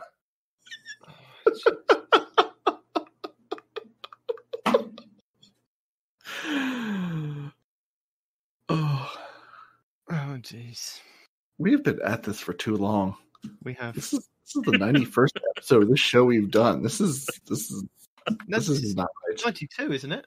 Oh no, you're right. It is 92. Yeah, 92. You're starting to lose track of the days. 8 more episodes to less than 10. After 92 episodes or 91 episodes, your call has been answered, Parody. You have now got quite a few responses for your competition for the emblem from Blue Screen, which we won't go through this week because. Did you say from Blue? Oh, the emblem from Blue Screen. Yeah. I thought you meant like Blue Screen submitted a bunch by himself. I know. We've had to give away. Now I want it back, so I'm going to enter my own contest and win it. Just like, what are you talking about? Anyway, continue. Go ahead. Yeah, we have got a few emails from our listeners, so thank you very much to Donald, Joseph. And don't read the guy who said don't read his name. And I don't remember which one that was. No, he said don't say... Oh, okay. Don't share it out. P.S. I wouldn't really read this out loud. So, yes. So... I was just going to say thank you for everyone. I was a little sad after the first week, and we had Benevolent Blues, Benevolent Hue giveaway, and then we got no email. So clearly everybody has listened to the show right before the next week's show comes out. Because in the last couple of days we've gotten a number of entries. So thank you. We were going to, again, continue to collect those from now until Beyond Light launches. And as a reminder, if you would like a lovely copy of the Benevolent Hue emblem from our benevolent benefactor, Blue Screen 42, just shoot an email to the show and tell us, when was the last time you laughed your head off, or when was the time you laughed your head off in Destiny. We want to hear your good times in Destiny. So we will continue to collect those. We'll read your stories. We'll laugh at them, and assuming you don't say, "Hey, don't read this on the air," we'll collect our favorites and read them, and we'll send the winner his or her emblem come Beyond Lightland. The other ones can we read on the air so that the people have something to hear? Yes. Yeah. We're not just trying to read a number of them. Okay. Just, yeah. And I will say, someone already has, but I will say if you don't, for whatever story read on the air, tell us that, and we won't. And Respawn doesn't get these emails, so I can guarantee you it will not happen. Yeah. Because we don't know if somebody tells Respawn not to do something, where that's going to go. Now, I don't know if you guys can see this, but we've had a couple of comments on, I believe it's Apple Podcast, and they've only just kind of popped through into our feed from an email or a collator of feedback. So we've had a couple of Apple Podcasts. So I'm guessing it'd probably be from across your side, because I haven't seen any on my side of the pond. So I do apologise if this is you that has written into us, put a comment on to say how much you like our podcast, because it doesn't actually give me the name. It just says a few months ago via Apple Podcasts. So, good cast, 4 stars. This would honestly be a 5-star review. Didn't you tell me to let it go? And you're about to read it on air? This would honestly be a 5-star if you got rid of Respawn. How could we get rid of Respawn? How can you say that about him? Bless him. Like I said at the top of the show, he's Marmite. You either love him or you hate him. But thank you very much for your message. We do know his quality of audio is garbage most of the time. And yes, he is working on stop interrupting us. So we'd just like to reassure you that we're trying to work to get that 5-star review. Or I say one of us is trying to work to get a 5-star review from you. Right. Don't lie. But if you can't appreciate the fact that my audio is crap most of the time because I'm traveling, and I'm still trying to give our listeners the show despite our lack of being able to schedule things properly, then you know what? Maybe you should go listen to the Guardian Down. Huh? What Respawn is trying to say is thank you very much for the 4-star review. He's That's not what I'm saying. To get a 5-star review. I didn't say that. You did. That's because all what you just said is edited out. Damn it. It's mean. I can't remember what else I was going to say. I was going to say something. Yeah. So, there you go. Really talking back to Night Demon is like fighting Chad in the Haunted Forest. He's going to win in the end. It may be now, it may be later, but he's going to win in the end. Look, you've got to give him a little bit of due to get the 5-star review. He's desperate to get this 5-star review. Look, give him his due. He shows up every week, no matter where he is in the country. I'll give the interrupting thing, but a lot of the times the audio quality is out of my control. Right now? Interrupting? I'm trying to praise you for showing up every single week because you are dedicated to just being here for the show. And, you do have to put work first, unfortunately. But you show up every week, no matter where you are.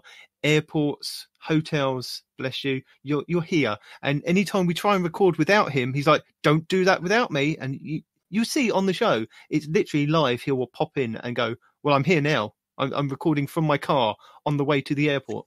He puts in 110% effort. It may not be the best effort, but there's 110% effort of showing up every week. What he said. Because I love our listeners, except for that guy. If I could find out who sent this, I would say thank you to but if you wrote this. Anyway, so the next person is Titan is Best, 5 stars. I am a Titan main, and of course I love Chaperone. I got a god roll on my gnawing hunger, and it was from listening while playing, I'm sure. Thank you very much for your review. Forking amazing, 5 stars.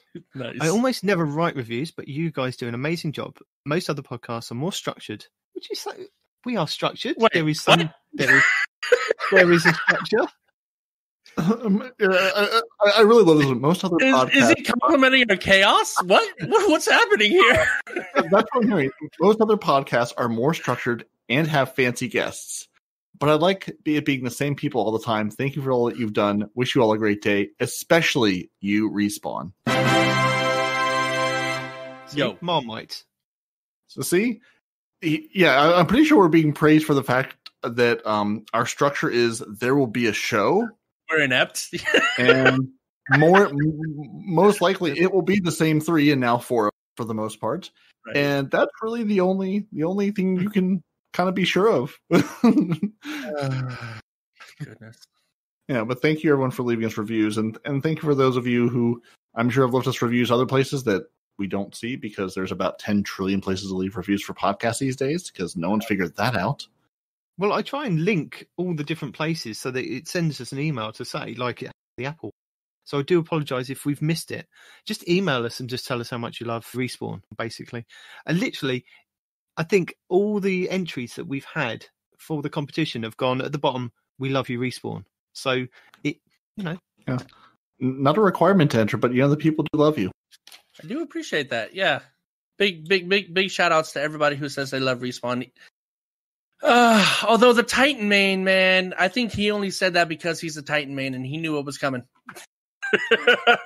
He's like, I'm a curb the anger after I tell him I'm a Titan main. No, that was a different guy, the Titan main. Oh, was it? Oh, in that case, let me write a colorful review for you, bud.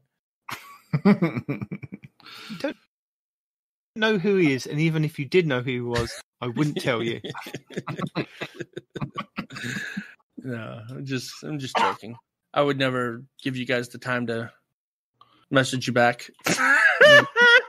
And thank you to Tor McLean, who's just discovered that we have a YouTube channel. So we've got another subscriber to our ranks there.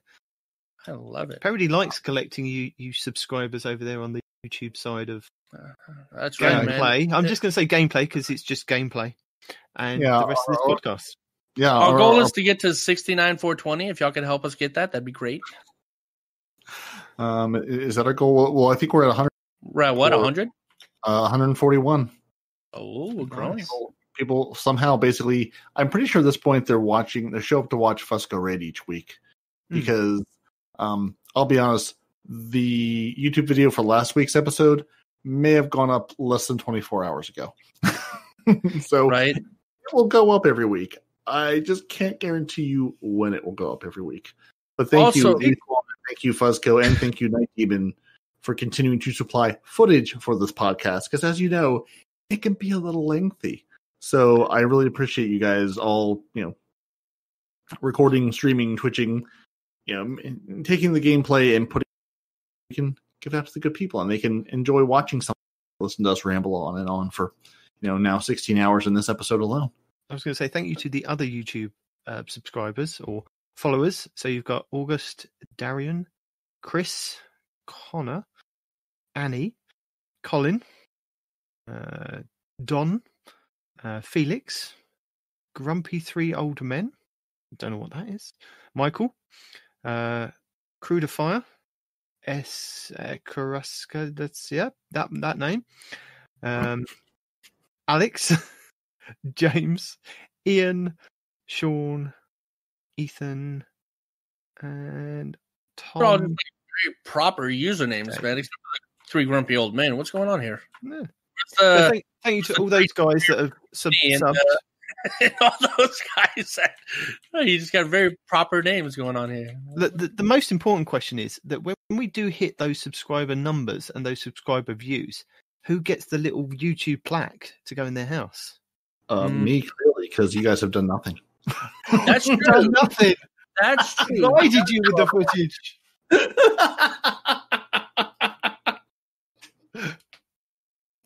We can share it. Work his little PC.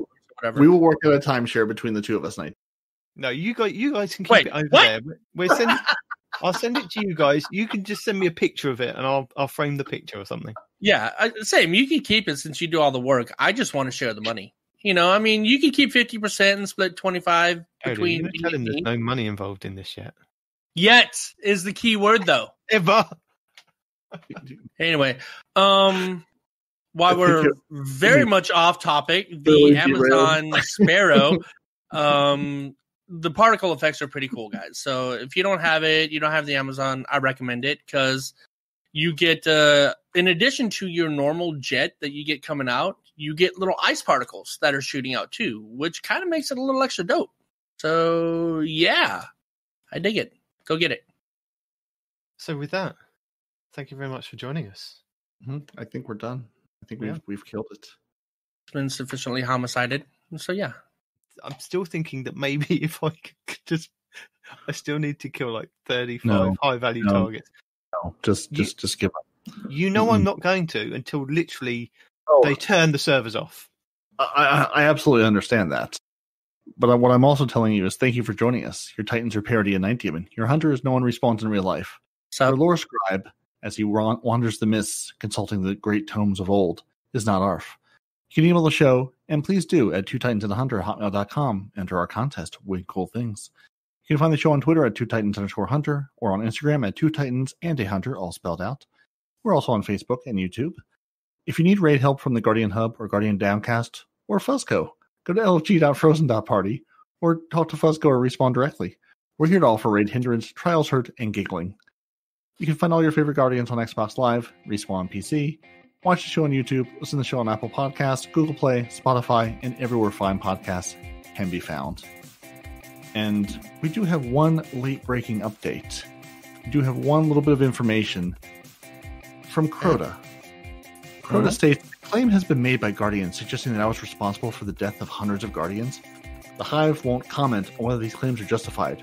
We're sorry for any inconvenience caused to the Worm Gods. And with that, gents, tell the good people goodbye. Deuces.